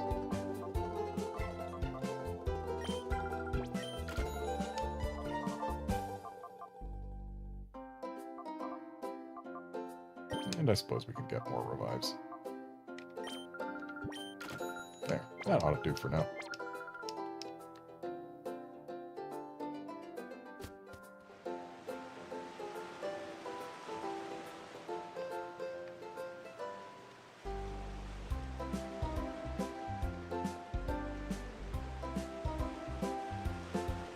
Now to go purify a bunch of Pokemon before we go back to Dark Isle. Be nice if we could just choose Dark Isle from the map here.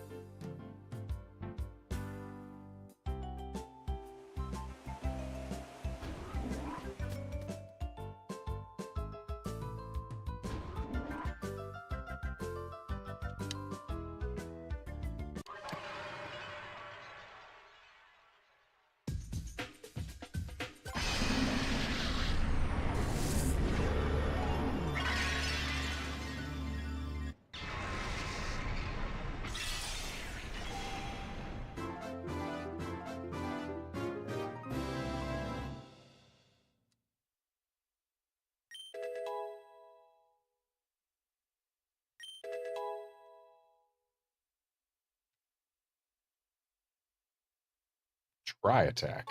Interesting.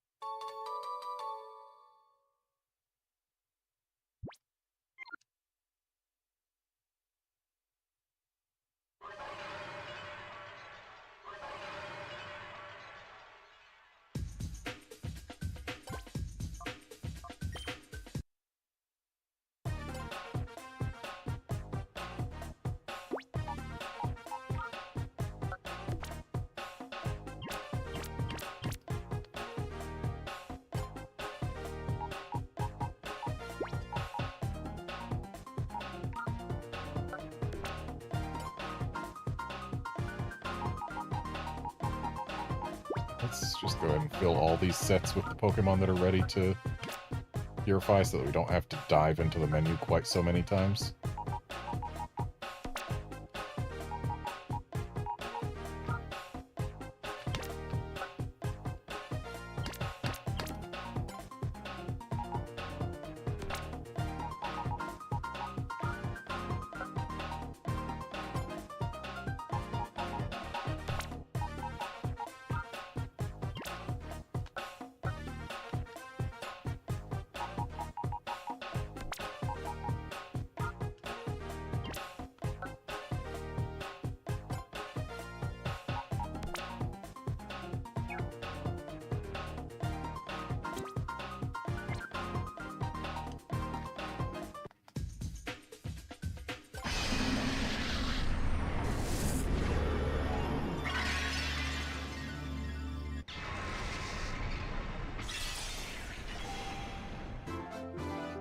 The way its tongue just shakes side to side.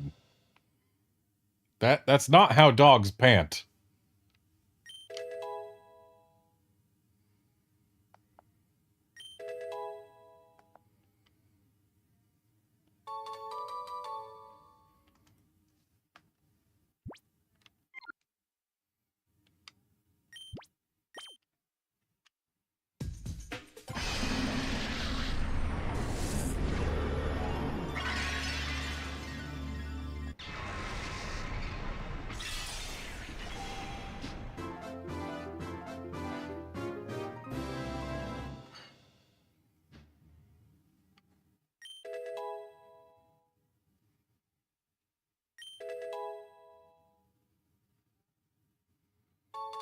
This Paris is taunting me by already having Spore.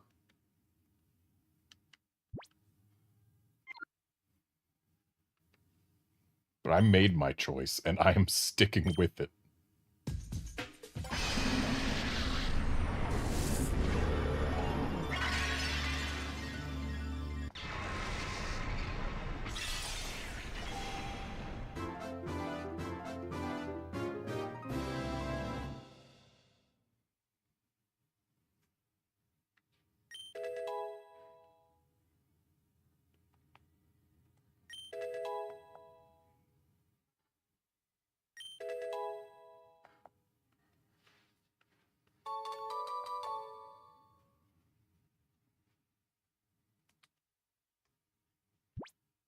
Rain Dance Magneton actually wouldn't be the worst.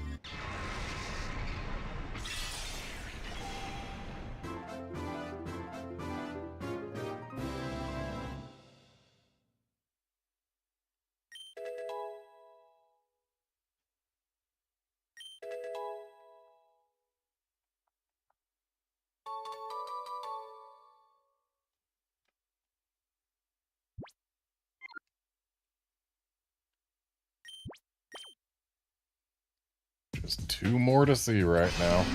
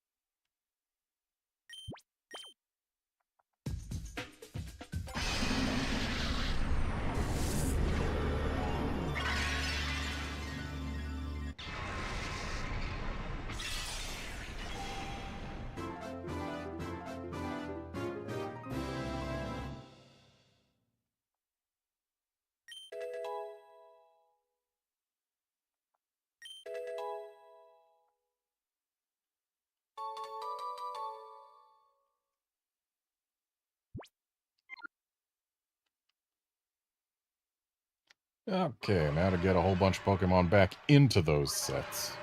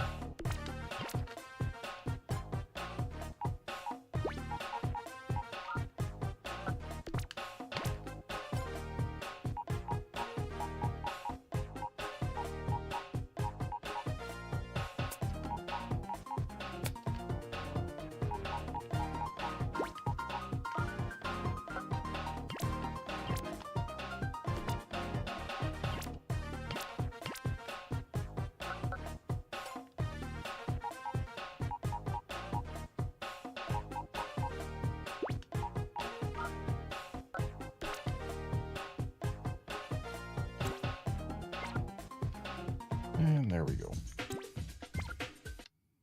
Done messing around with the Purify Chamber for now.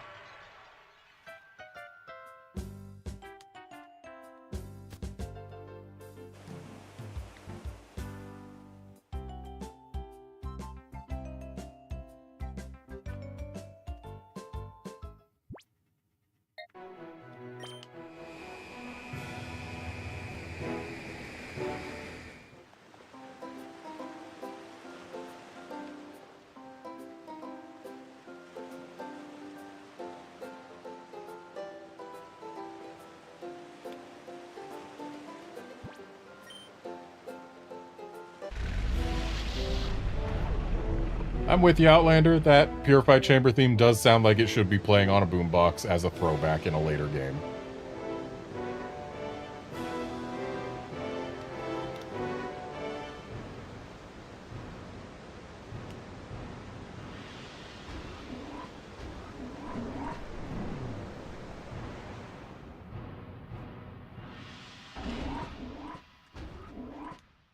And just to make sure we don't have to do all of that menuing again.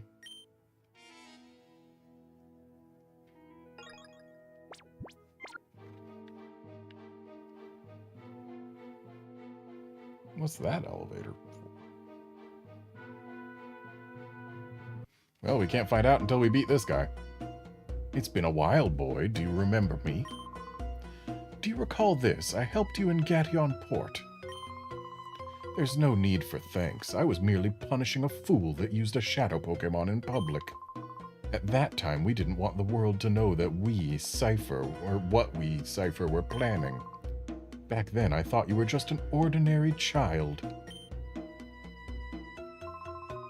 Little did I suspect that you would become Cypher's biggest and most damaging threat. That's enough talk. You have the skills and wherewithal to reach Citadark Isle. Let me see your abilities in full glory.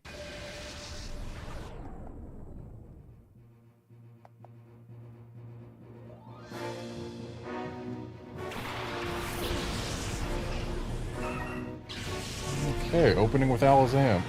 We're already a little scary here. I'm thinking Shroomish doesn't want to stick around, though. Ooh. Shadow Swallow, okay. So, let's go ahead and bite the Alakazam while we swap Shroomish out for Houndoom.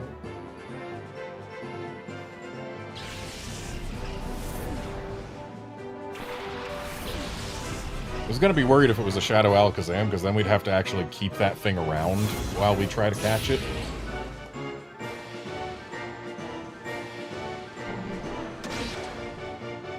Alakazams are best gotten rid of.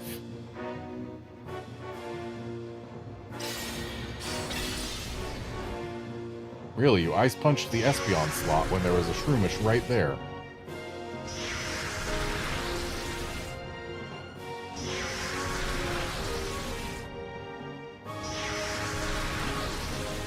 Also, back in the day when Alakazams were elemental punchers. So, Espeon can actually get rid of the Alakazam by itself. Houndoom, let's go ahead and bite the Swallow.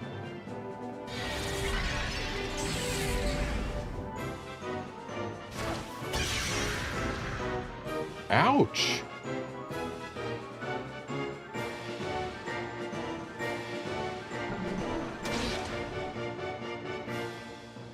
Of course, we crit on the second attack where it was absolutely unnecessary.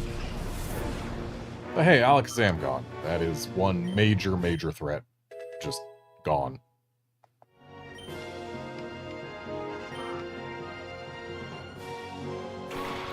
Kingdra is not a very small threat itself. Certainly not as major as Alakazam. But not the type of thing I want to keep around. So I think at this point we probably just let Houndoom go.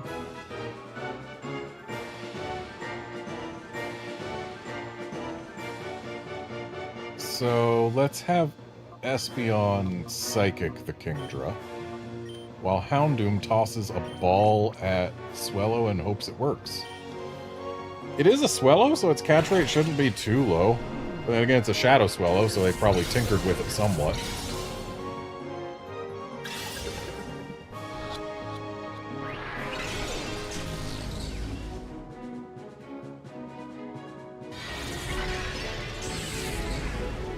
So I just faked myself out.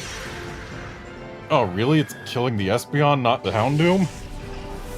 Just faked myself out on the Tornadus there. Because, again, what I am looking for Tornadus is darker tail, but brighter body. My 3DS's screen doesn't show colors as vibrantly as my OLED TV. I've been looking at the TV screen most of the time, but I just glanced down at the 3DS in my hand and was like, oh, it's got a darker tail! But then I reminded myself before I made a fool of myself.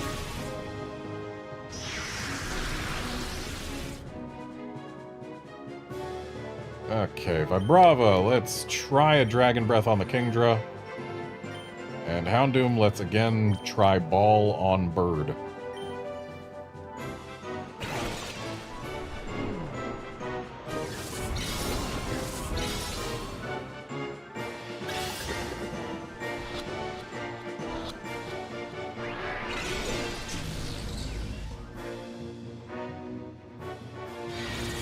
Okay, Bird's picking up a KO here. Hopefully on Houndoom? Yeah, you're good. That's fine. It's not ideal, but it works. Let's break out Celio.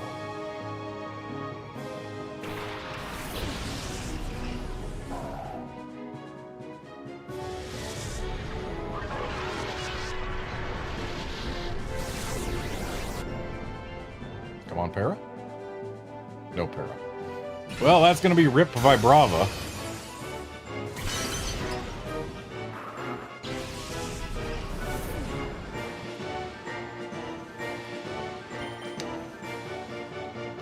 I do not like how few Pokemon I have left at this point. Don't like it one bit. And I don't like Shadow Sky. I have a feeling it boosts the power of Shadow moves. It feels like it probably does. Okay, Ursaring is going to return on Kingdra. Celio is going to attempt again to Ball Swellow. And this bird better stay in the ball.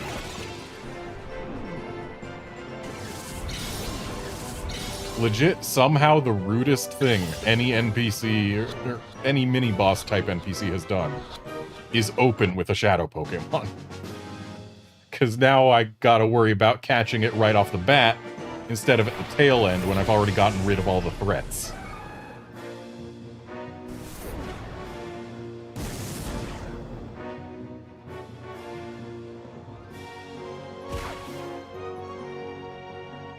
Alright, Kingdra's down. And that brings us to 3-on-3. So his 3 are all at perfect health, whereas my Celio is at half health. And my Ursaring is missing a little smidge. Electabuzz. Is that going to be Shadow Electabuzz? It sure is.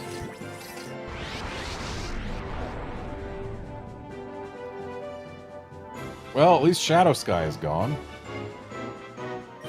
For now. I don't like that Heracross. It's super effective against 2 of my 3 remaining Pokemon. So let's use Return on it while Celio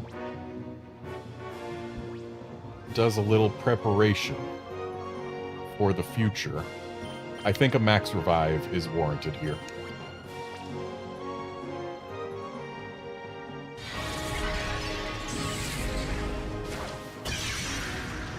Of course he did it to Ursaring. And watch Heracross kill Ursaring. Nope, killed Celio. Okay, that's better than I was hoping for. So, bring in Espeon, who can get rid of that Heracross. Ursaring's gonna do some decent damage to it right here, but... Alright, yeah, that Heracross is not getting to make another move. Ursaring, let's use Return on the Electabuzz. It should survive, right? And Espeon, make Heracross stop existing.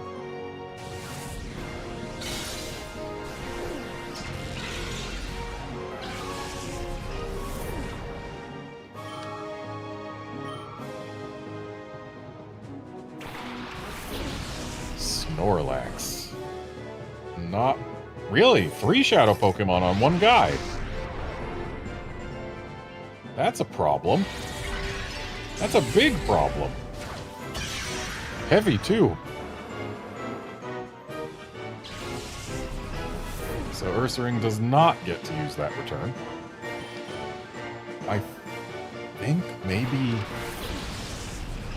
Do I want to double revive on this turn? No, I don't think so. I think what I want to do is put a Stun Spore on that Electabuzz while Espeon revives somebody.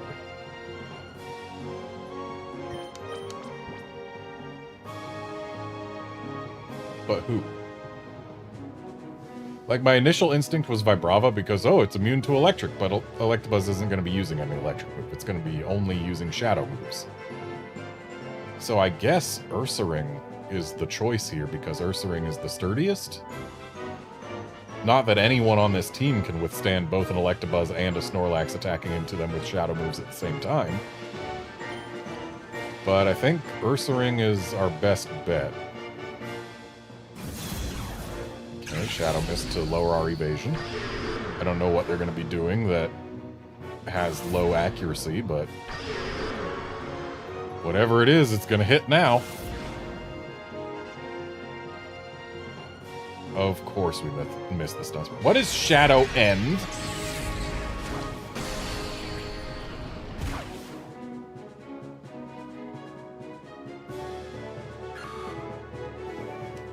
Does Shadow End just one-shot, or is it just Shadow Double Edge? Ooh, nice para from the Effect Spore, at least. Shadow End sounds terrifying. Oh, of course the Snorlax has lefties. Okay. Ursaring, let's once again try and return on the Electabuzz. Espeon, let's revive somebody because we actually need somebody else alive.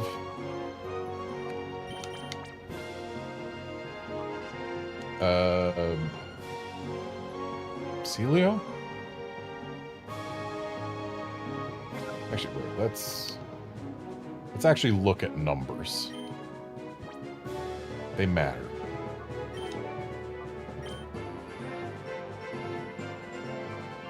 Okay, so 77.93, 65.61, 59.62, 67.75. Houndoom is the sturdiest thing we have left. So Houndoom. Or do I want to give Shroomish another try in hopes that it can get a para on the Electabuzz?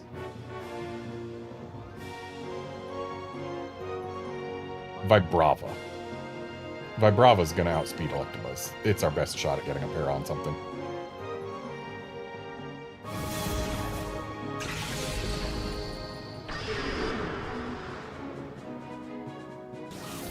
Okay, so Shadow End has low accuracy. That's why they're using Shadow Mist. Got it.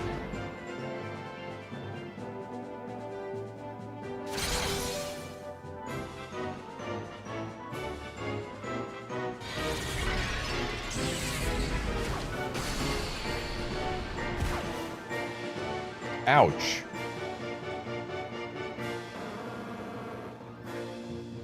So we need to capture that Snorlax sooner rather than later. That much is abundantly clear now.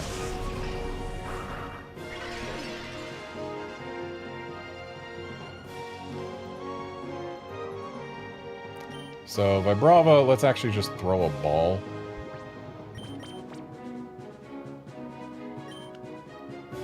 And Espeon needs to revive someone else because Yeah, we can't take this. Let's revive Shroomish, because that'll be a chance at paralyzing Electabuzz. I would Dragon Breath the Electabuzz and hope for a para, but at this point the Electabuzz's health is too low.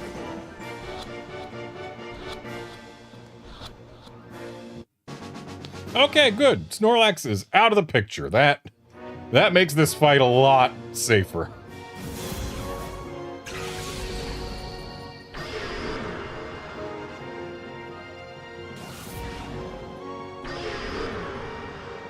Very happy to see that Snorlax get caught on ball 1. Okay. Let's swap Vibrava for Shroomish. While Espeon throws a ball.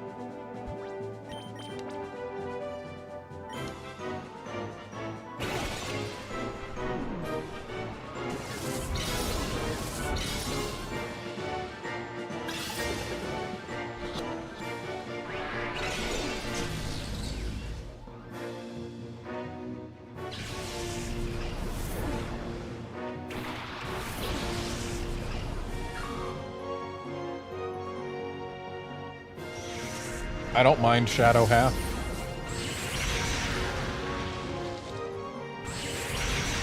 Like, sure, it does a lot of damage to Espeon, but it also lowers Electabuzz into the red and forces it to recharge next turn.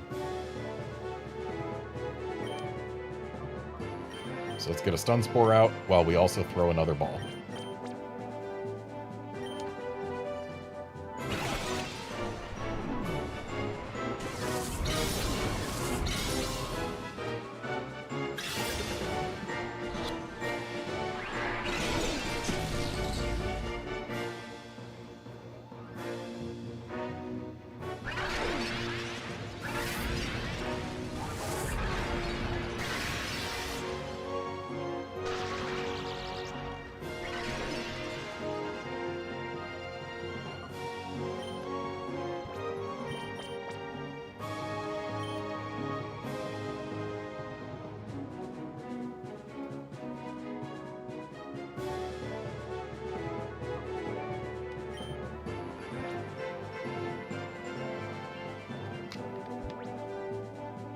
Actually, you know what? I don't need to heal anyone right now. Ideally, this ball just works.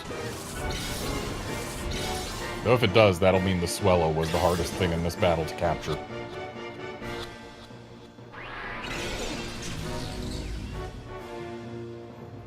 But this Electabuzz cannot kill 2 of my party members at the same time.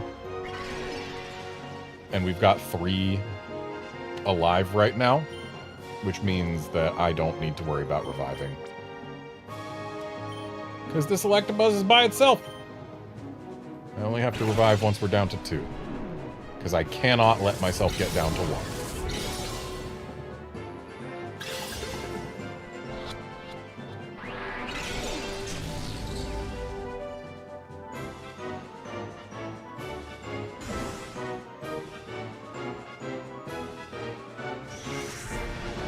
Be my guest, lower your own HP again.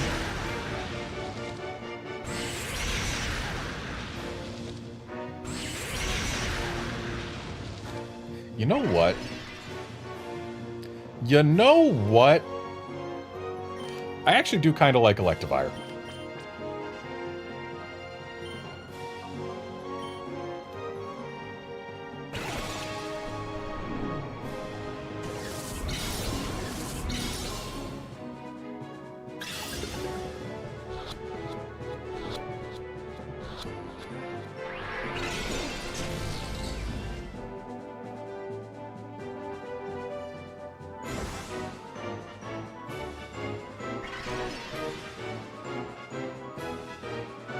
Also, knowing that Shadow Pokemon have unlimited PP, and thus cannot start struggling on me, that's actually very valuable information.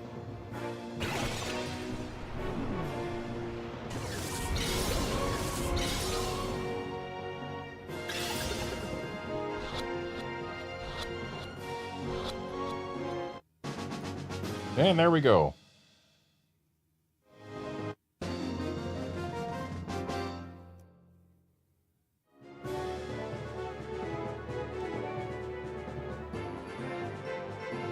this is trouble if something's not done. So, Electabuzz joins the ranks of my Ribbon Masters-to-be. I realize now that I should have crushed you much earlier. This is out of my hands now. I must defer you to Master Greevil himself. But boy, don't think that this is over. I won't abandon my dreams. So, as much as I want to see what that elevator to the left goes to, it's probably to a healing station, but I don't know that for sure, and my team is messed up pretty bad. So we're going back to town to heal.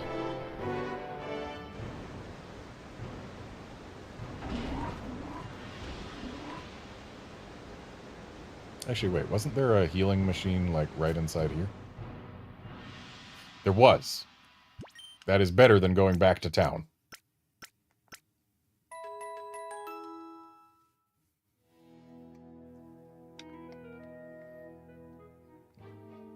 Confirmed, Outlander's an electric-type trainer.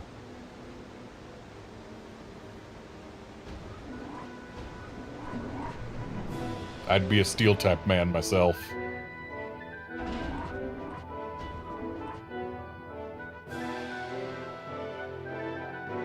But also ghosts.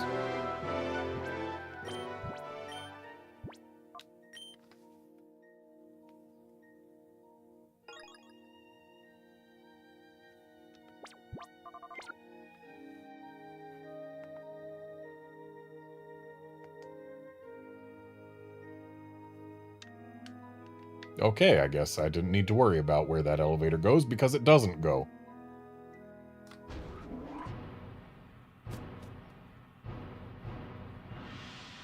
Oh, of course.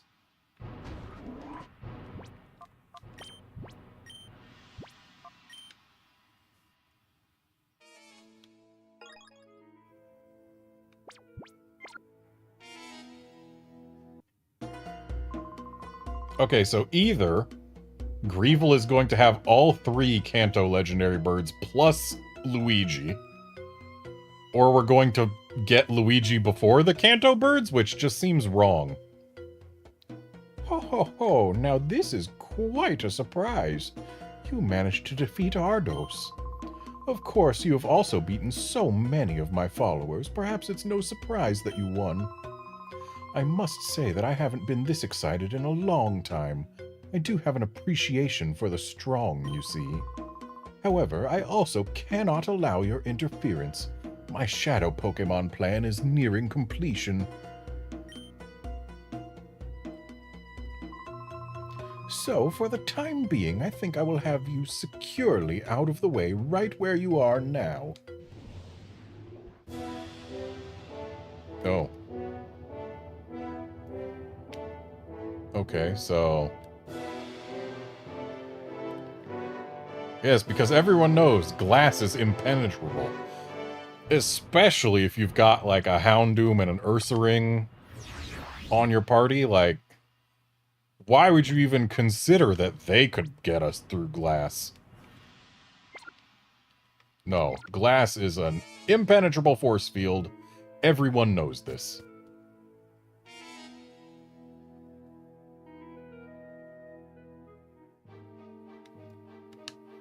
And the elevator door won't open. So...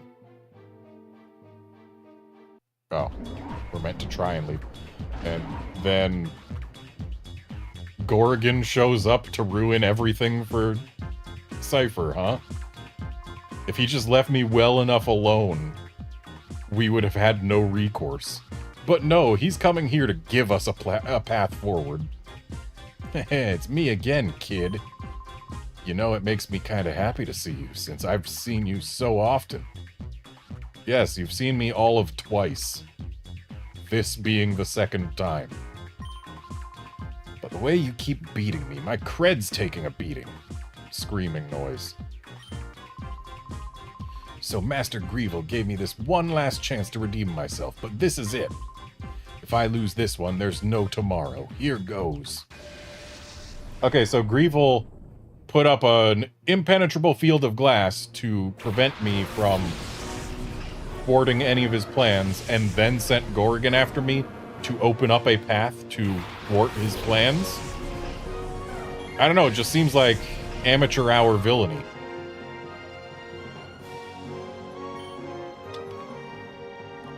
So, let's try and get rid of this Slow King. Is this Slow... Yeah, right. Gorgon's the Earthquake Protect team. That's right.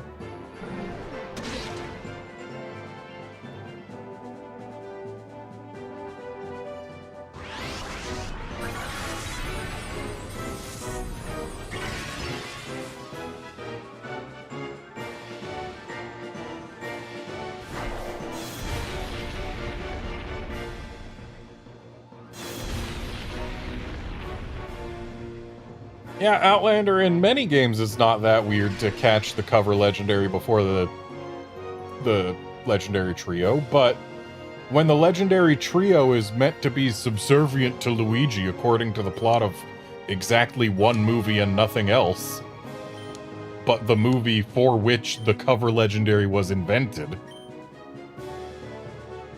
it just feels weird. Feels like you should have the 3 birds in order to get Luigi, instead of have Luigi in order to get the 3 birds.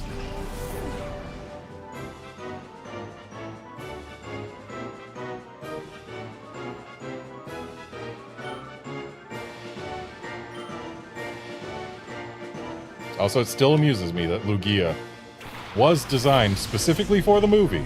It was to be a movie-exclusive Pokémon. But then it got brought in to be the cover legendary of Silver because the design was that good.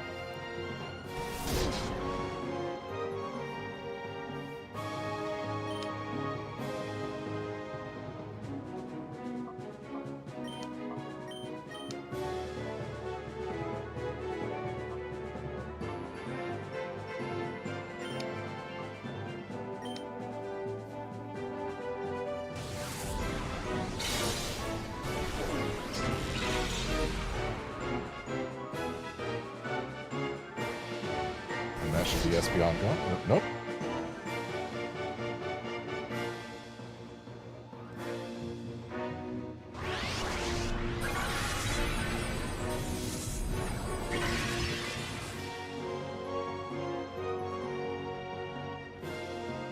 Nice miss. We take those. Kinda surprised they didn't go for the kill on Espeon. So let's go ahead and make them regret that by getting rid of their Ursaring. And Shroomish, we're going to swap out for Celio to make that Aggron cry.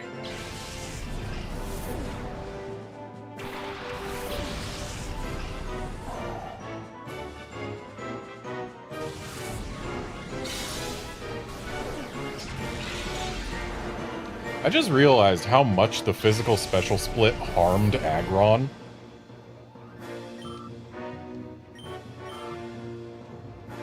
Because, like, the 2 types that Aggron is quad weak to were both physical types in Gen 3.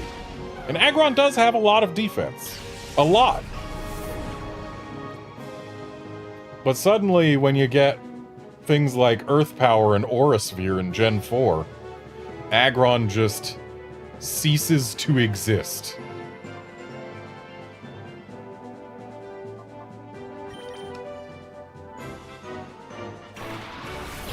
Like, it's not like Aggron was unstoppable, even by those physical attacks. I mean, quad weak is still a huge disadvantage.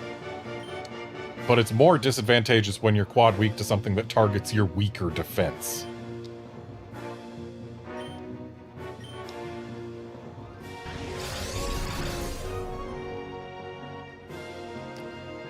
Earthquake Wall Rain, okay.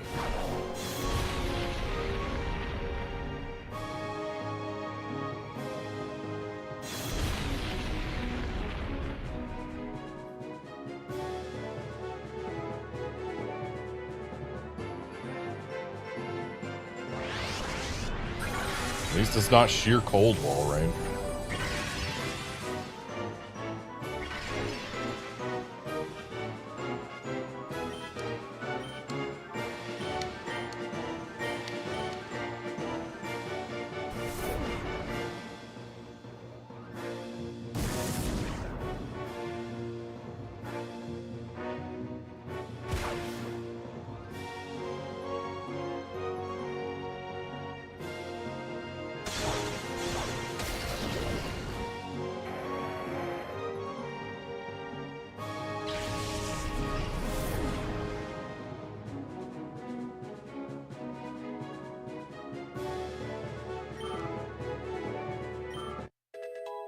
Well, Outlander, if you used Giratina and Diamond, it was not a cover legendary. Unless you used it in Diamond after Platinum came out. Do I want Rest? I would be replacing Charm for it. Do I want to replace Charm? No, I don't think I do.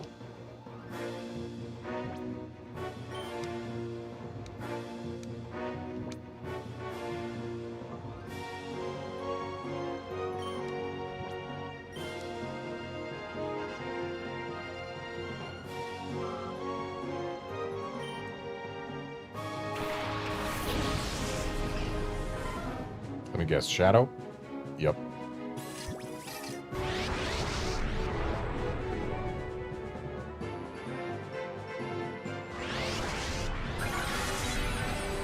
Nice crit.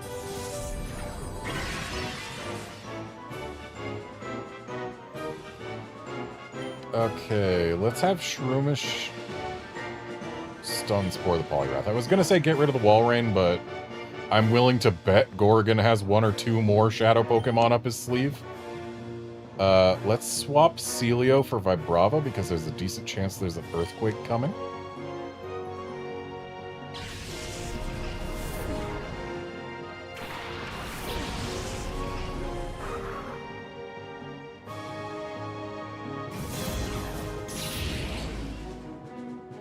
And of course he uses Shadow Sky. Looks like Walrein's taking itself out to bring out whatever he's got it back.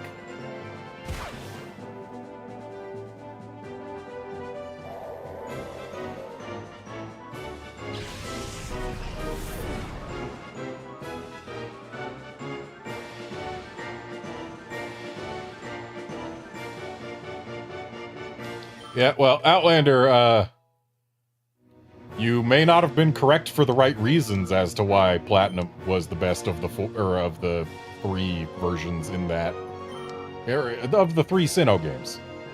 But Platinum absolutely is the best of the three Sinnoh games by a long shot. Shadow Mr. Mime. I know Mr. Mime is a bigger threat than it seems like, but I can never take it seriously. Especially not N64 Mr. Mime over here. Whose body has like half the polygons of anything else because they had to give him individual fingers.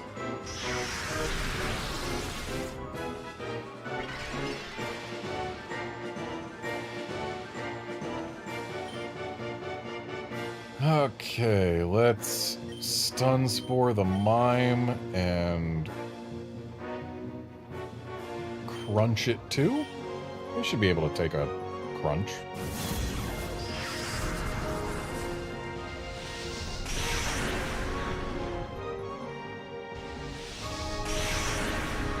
It can definitely take a Crunch if it's faster than Vibrava. And thus kills the Vibrava before the Crunch can happen. Let's Ursaring, I guess.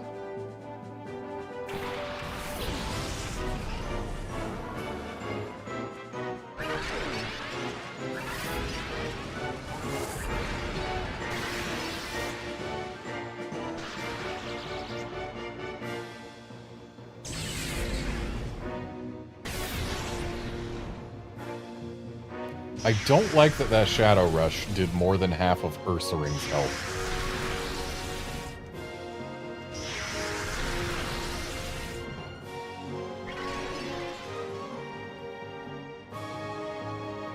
So let's try and Giga Drain the Poliwrath and return on the Mime. Because hey, at least we're faster than them now. Ooh, that was close.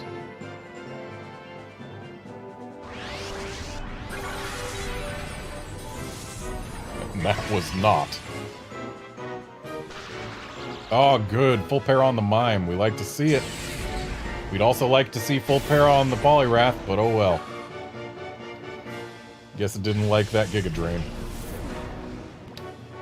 Okay, let's bust out Houndoom. And I think we're going to use the Ball and Heal method for a bit here.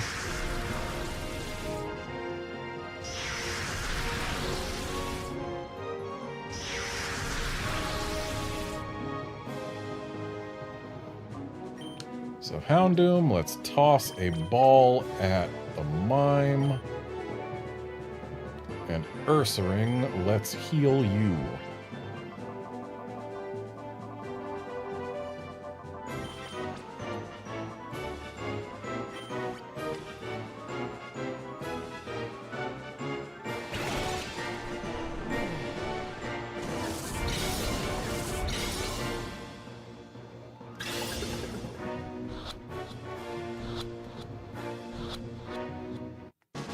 Good, mime caught. That's one major threat gone. And that means the Poliwrath is alone. Of course it crit. Just had to prove it was still a threat. Make that hyper potion I used worthless.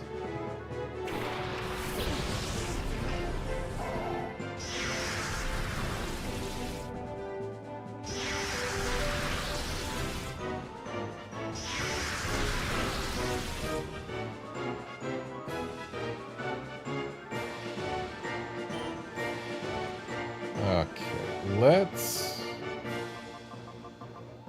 use a wait, no. I know it's not very effective, but it might get us a flinch. We're going to bite and use a revive. And nobody I can revive is going to withstand even one Shadow Rush. So it doesn't matter who I revive, but we're doing Ursaring. Show me a flinch.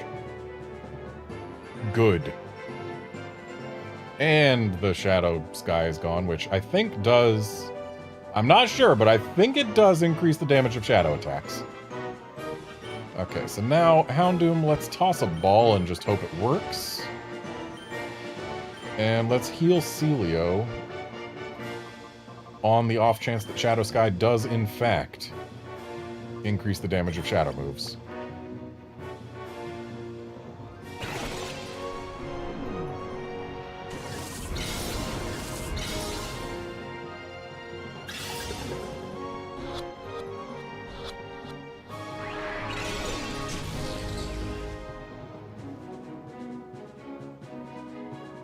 And it's bringing Shadow Sky back. I do not like that. Not one bit.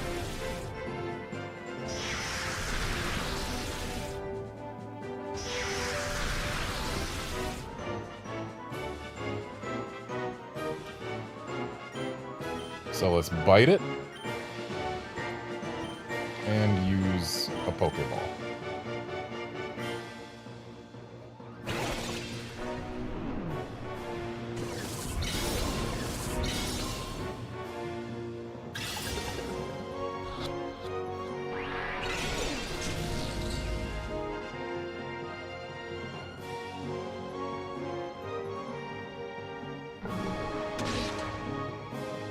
Show me a flinch or a para. That is neither. Show me a survival. Okay, at least we got that.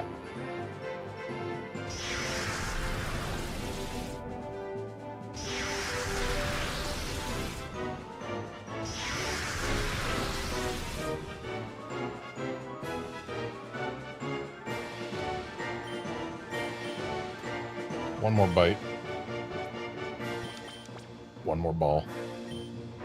Hopefully the ball just works. Then I won't have to worry about anything.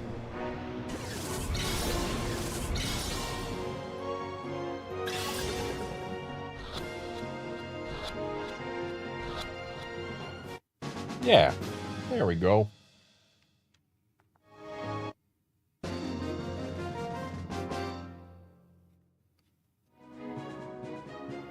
Ah, we're doomed.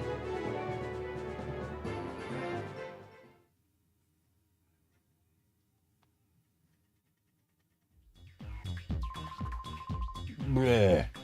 That was the very last chance Master Greevil gave me. How could I keep losing to some kid over and over? If there were a tree, I'd climb it to get away from all this.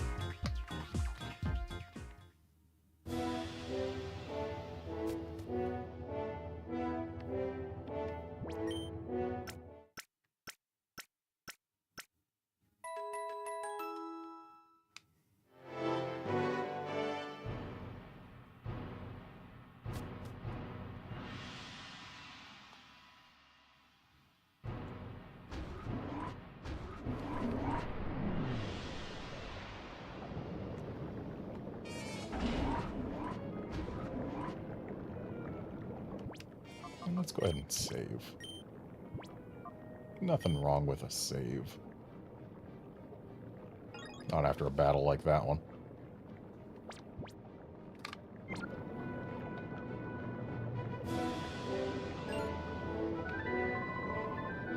You won't quit being a pest, will you? Colax.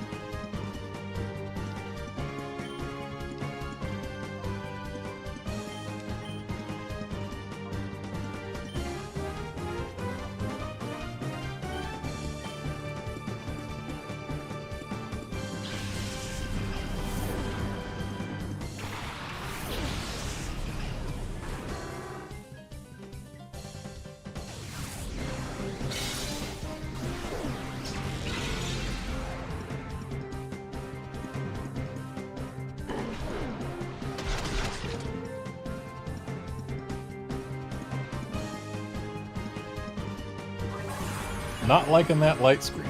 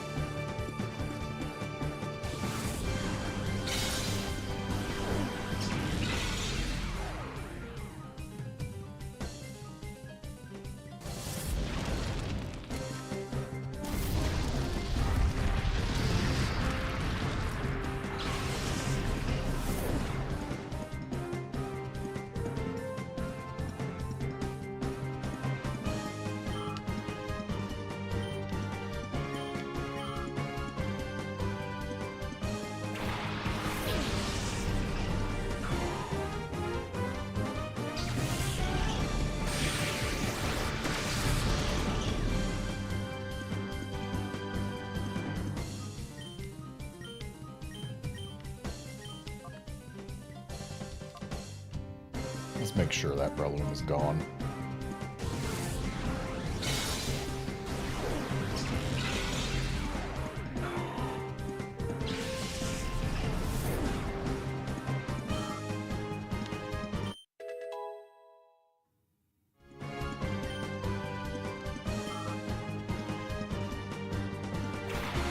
I actually just looked up Flygon's Learn Set. I was really hoping that it would get Earth Power at some point. It doesn't. If I want it to learn a ground-type attack, then I either needed to keep Sand Tomb, or I need to use a TM to teach it Earthquake or Dig. None of which are fantastic options in double battles. Because Sand Tomb is just bad. And Earthquake and Dig, I mean, Earthquake hits your partner, and Dig takes too long. Which is really sad. And also the only dragon move that it learns is Dragon Breath, which it already has, and which isn't great. Flygon's kind of disappointing in Gen 3, isn't it? I don't like how furry that Dugtrio looks.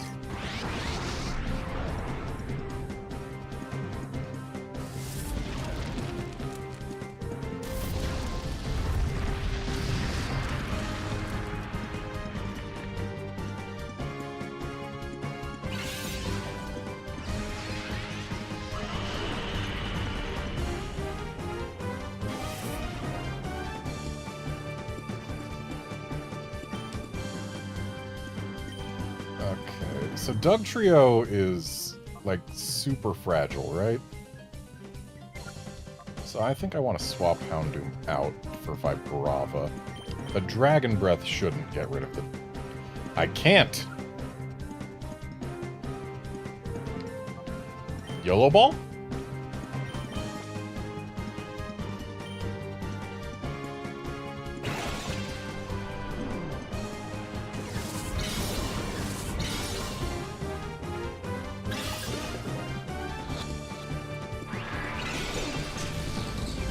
Yeah, chances weren't that great.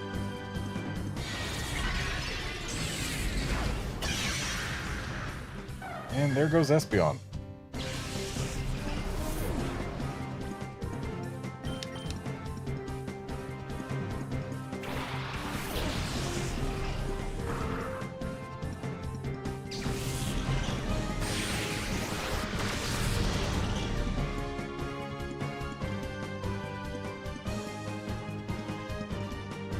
Oh, hey, light screen's gone. Oh, with light screen up, I should have been able to bite the Dugtrio and have it live. Oh well. Dragon Breath and Houndoom. Toast the Ampharos.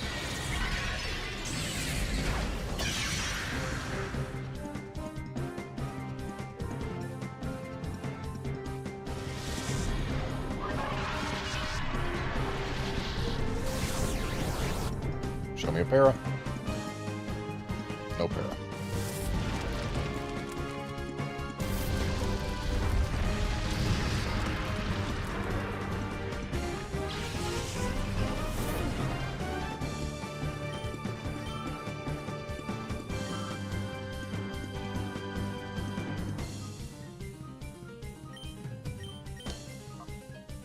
Let's make sure Vibrava can survive an attack, because it is slower than Dugtrio.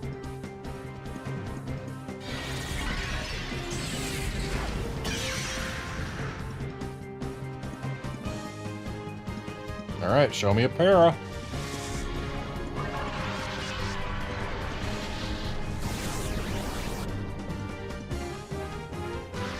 Nice. Okay, now, doesn't really matter what happens. I'm just throwing balls. As long as we do not end up in a situation where we've only got one Pokemon, we are good. So I suppose I am better served by swapping off of Houndoom onto something that can take one hit. Right, I can't. I'm a fool. I'm better served swapping off of Vibrava onto something that can take one hit. I mean, I'm going to be going back to the healing machine after this anyway. But it increases the number of turns that I have available, I think. Not really. It increases the number of switches I have available. That's what matters. Okay, it didn't matter at all.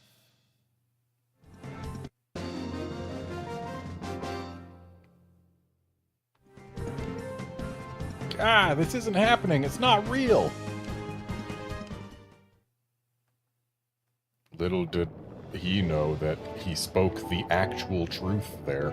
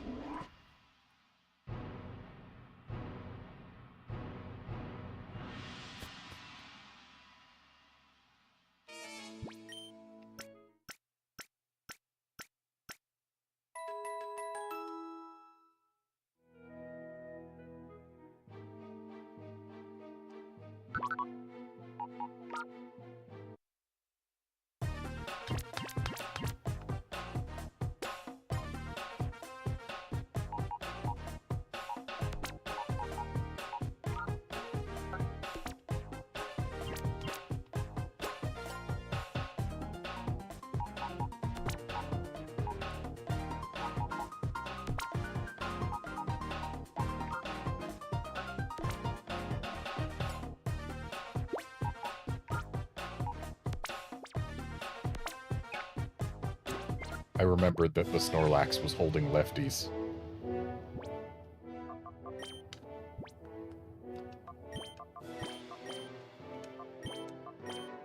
And while sure, in VGC you can only have one of each item on your team, there is no such rule for playing through the story of Pokémon XD, and therefore we can have 2 sets of lefties.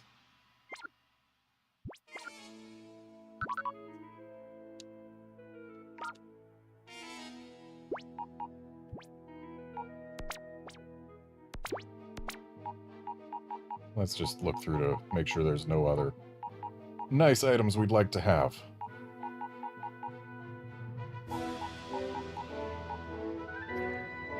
Oh, actually, that silk scarf.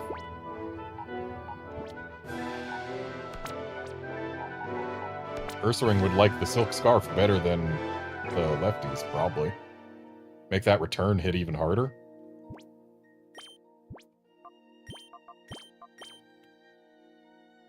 Still annoying that we can only swap items from inside our party. Can't do it from in the box.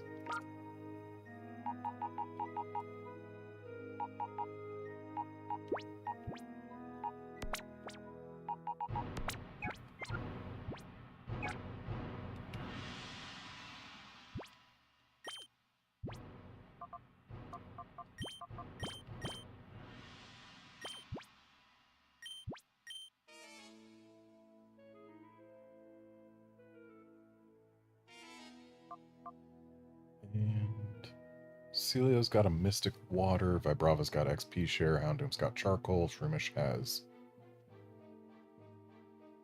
Lefties, and Espeon's got Twisted Spoon. Yeah, that all works.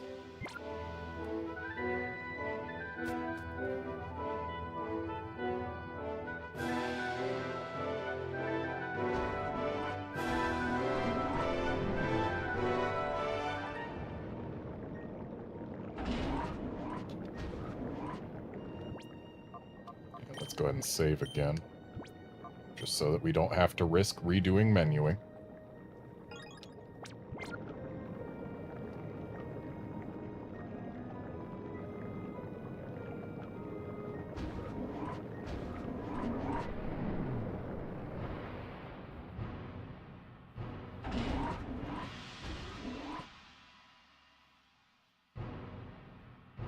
And we get to just go right through.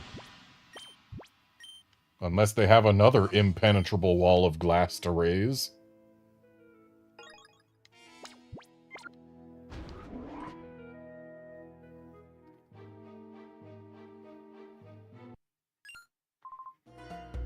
Eldis. Sir. Who allowed this child to penetrate our defenses so deeply? What is the meaning of this? The others can't be counted on at all. I am giving you the responsibility of dealing with this child.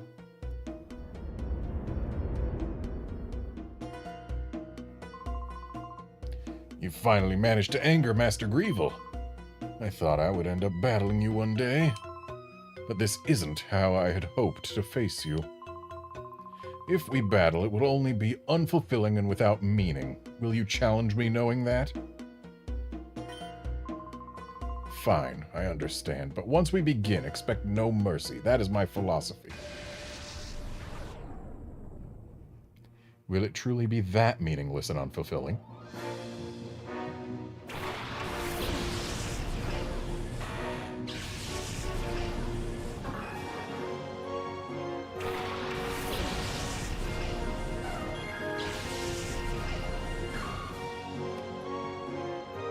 Oh, we got a shadow something.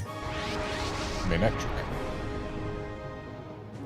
Okay, Espeon, you are going to use Psychic on that Ninjask to potentially prevent it from doing any sort of baton pass shenanigans, while we Stun Spore the Manectric.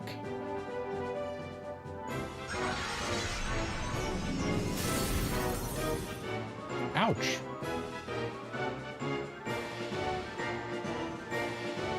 Good miss on Shadow End.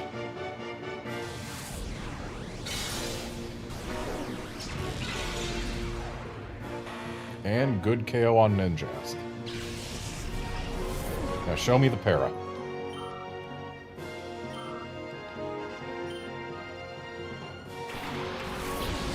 That's gonna be the Shadow Supplements, isn't it?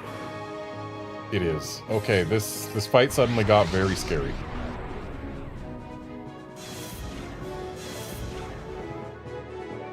But at least the Stun Spore went out. We got that.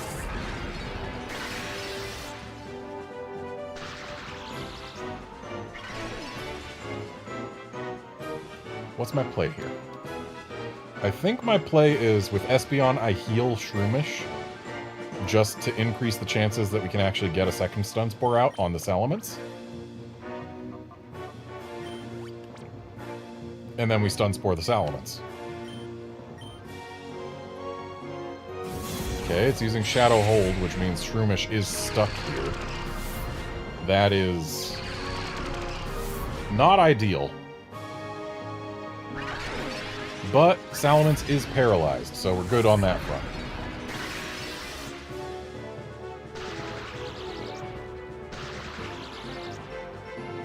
Nice full para. Let's use Psychic on the Manectric. It can probably survive that.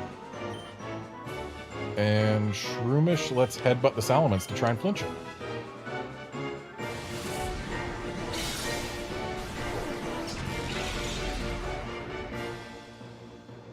I'm going to try and catch the Manectric first, because it's the one who has shown us a more dangerous Shadow move. Nice full para. Yeah, I would much rather be taking Shadow Rushes than Shadow Ends.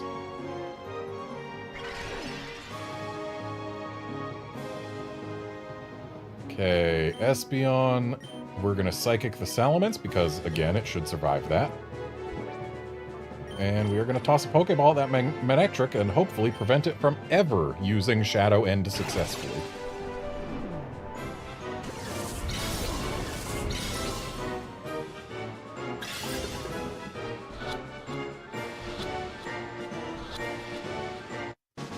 Nice. No Shadow End to worry about. At least not from that thing.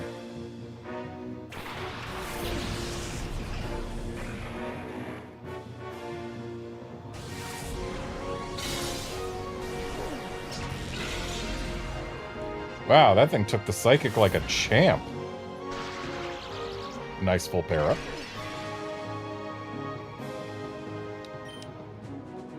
Okay. With that special defense drop, I don't think I want to try Psychic again on Salamence, but I will bite it. And Shroomish will Stun Spore Flygon just in case it decides not to kill Shroomish. Oof, that crit spooked me.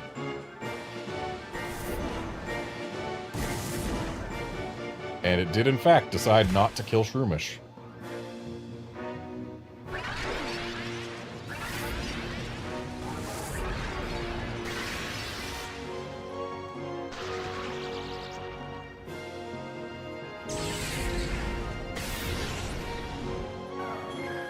I was kind of hoping for a flinch on that Salamence, but oh well. Let's bring out Celio, who should have this Flygon quaking in its boots.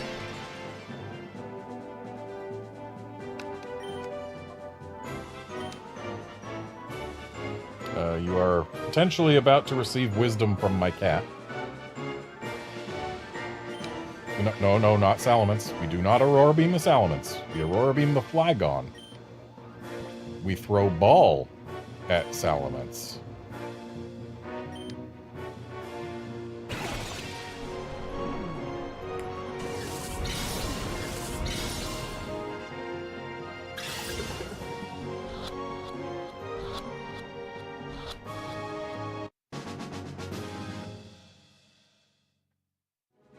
Congratulations, you have received wisdom from my cat, and also, hooray, I caught the Salamence. That is a chunky Marowak!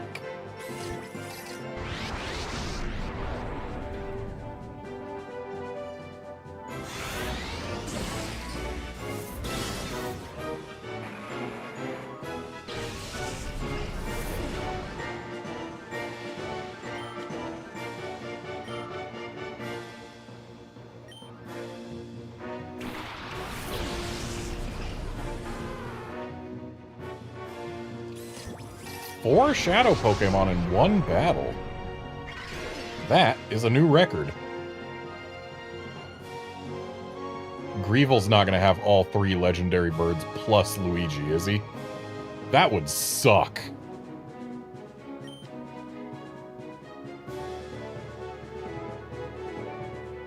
I think a Marowak can handle one Aurora Beam.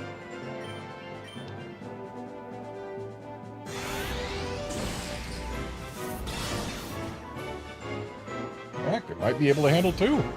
Ooh, nice attack drop. Not liking that shadow end. Especially not liking that it was on Shroomish. Show me an effect spore sleep. No? Okay. Let's bring out Vibrava. Having Vibrava in front of a Lapras might not be the smartest plan, but it's a Shadow Lapras, so it's not going to be using ice moves. It's using Shadow Sky. Of course it's using Shadow Sky. I hate Shadow Sky.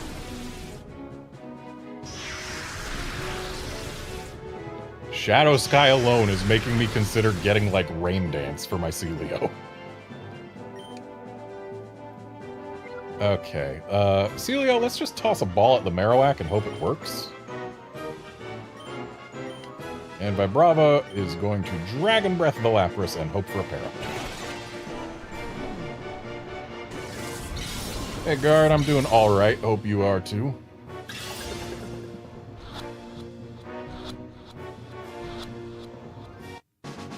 Nice. The ball worked. No more Shadow End from Marowak.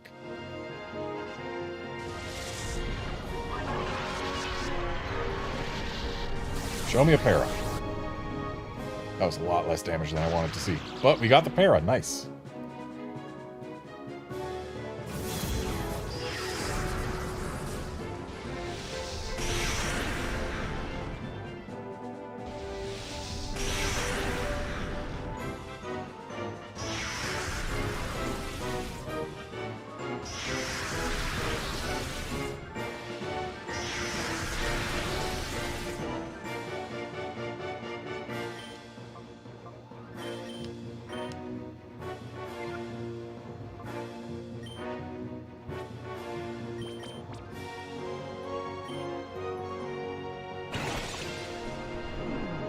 It'd be nice if this ball just works.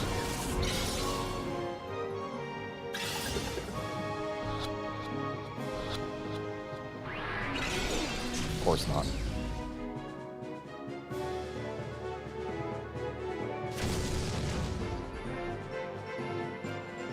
That's right, Lapras is like super bulky, isn't it? Also, the fact that it's got Shadow Storm means that it actually can KO 2 Pokemon at once, which makes it a pretty big threat relative to other Shadow Pokemon that we've spent time just throwing balls at. Pokemon that can only kill 1 Pokemon per turn are a lot safer to deal with than Pokemon that can kill 2 Pokemon per turn. That's just how it is.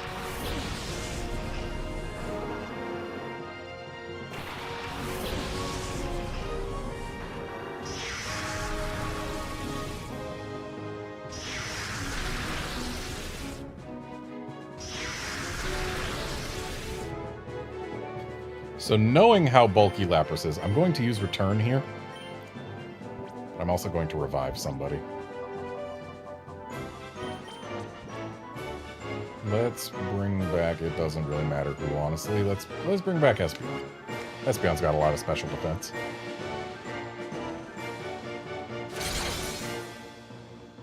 Okay, Return was a good call.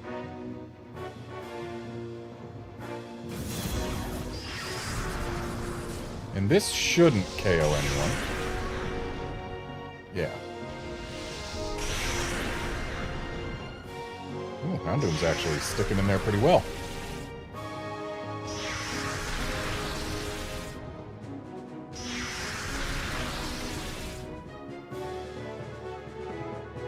So Houndoom can probably actually take one more hit. Ursaring, probably not. But Ursaring will throw a ball, and Houndoom will throw a revive. And let's revive Celio. Celio's probably the most survivable of the ones that are currently KO'd.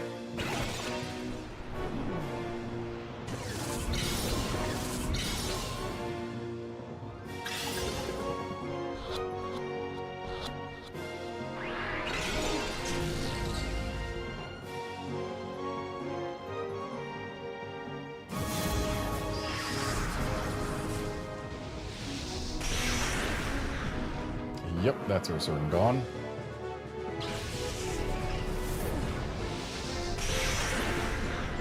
And Houndoom sticks around, but Shadow Sky is going to take it out. That is unfortunate.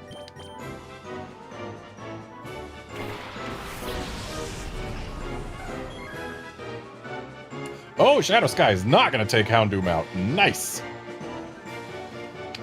And Lapras is probably going to try using Shadow Sky again on this turn, I would think.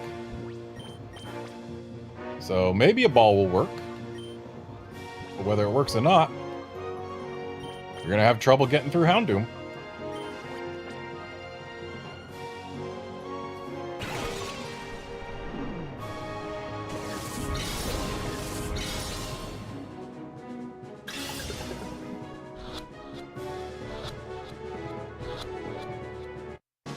There we go.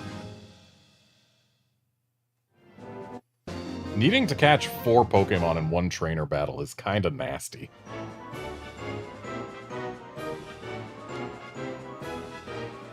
We lost. Totally.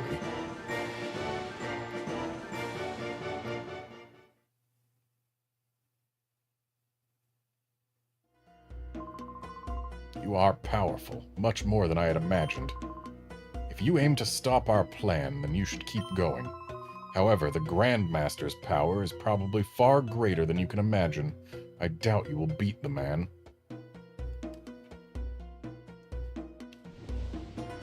Oh, thanks for lowering the impenetrable glass for me. Giving us a nice shortcut back to that healing machine. Let's go for the healing machine before we go for any items, just in case. Also, if I can avoid it, I am done battling for this stream.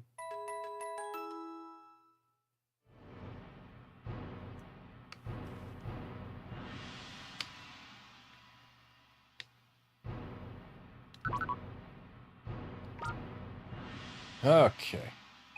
I didn't want Pokemon storage. I want Purify Chamber. So I know there's no one ready for purification right now, but... See, I got this thought in my head.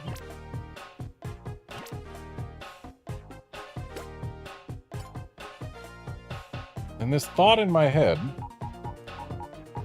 is that Salamence is better than Flygon. I do like Flygon. I've got a soft spot for Flygon.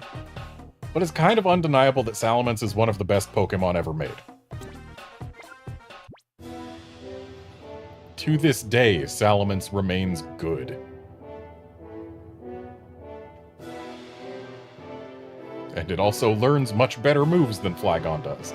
Now let's check for one last potential... Well, we'll have one last check for a potential shiny here.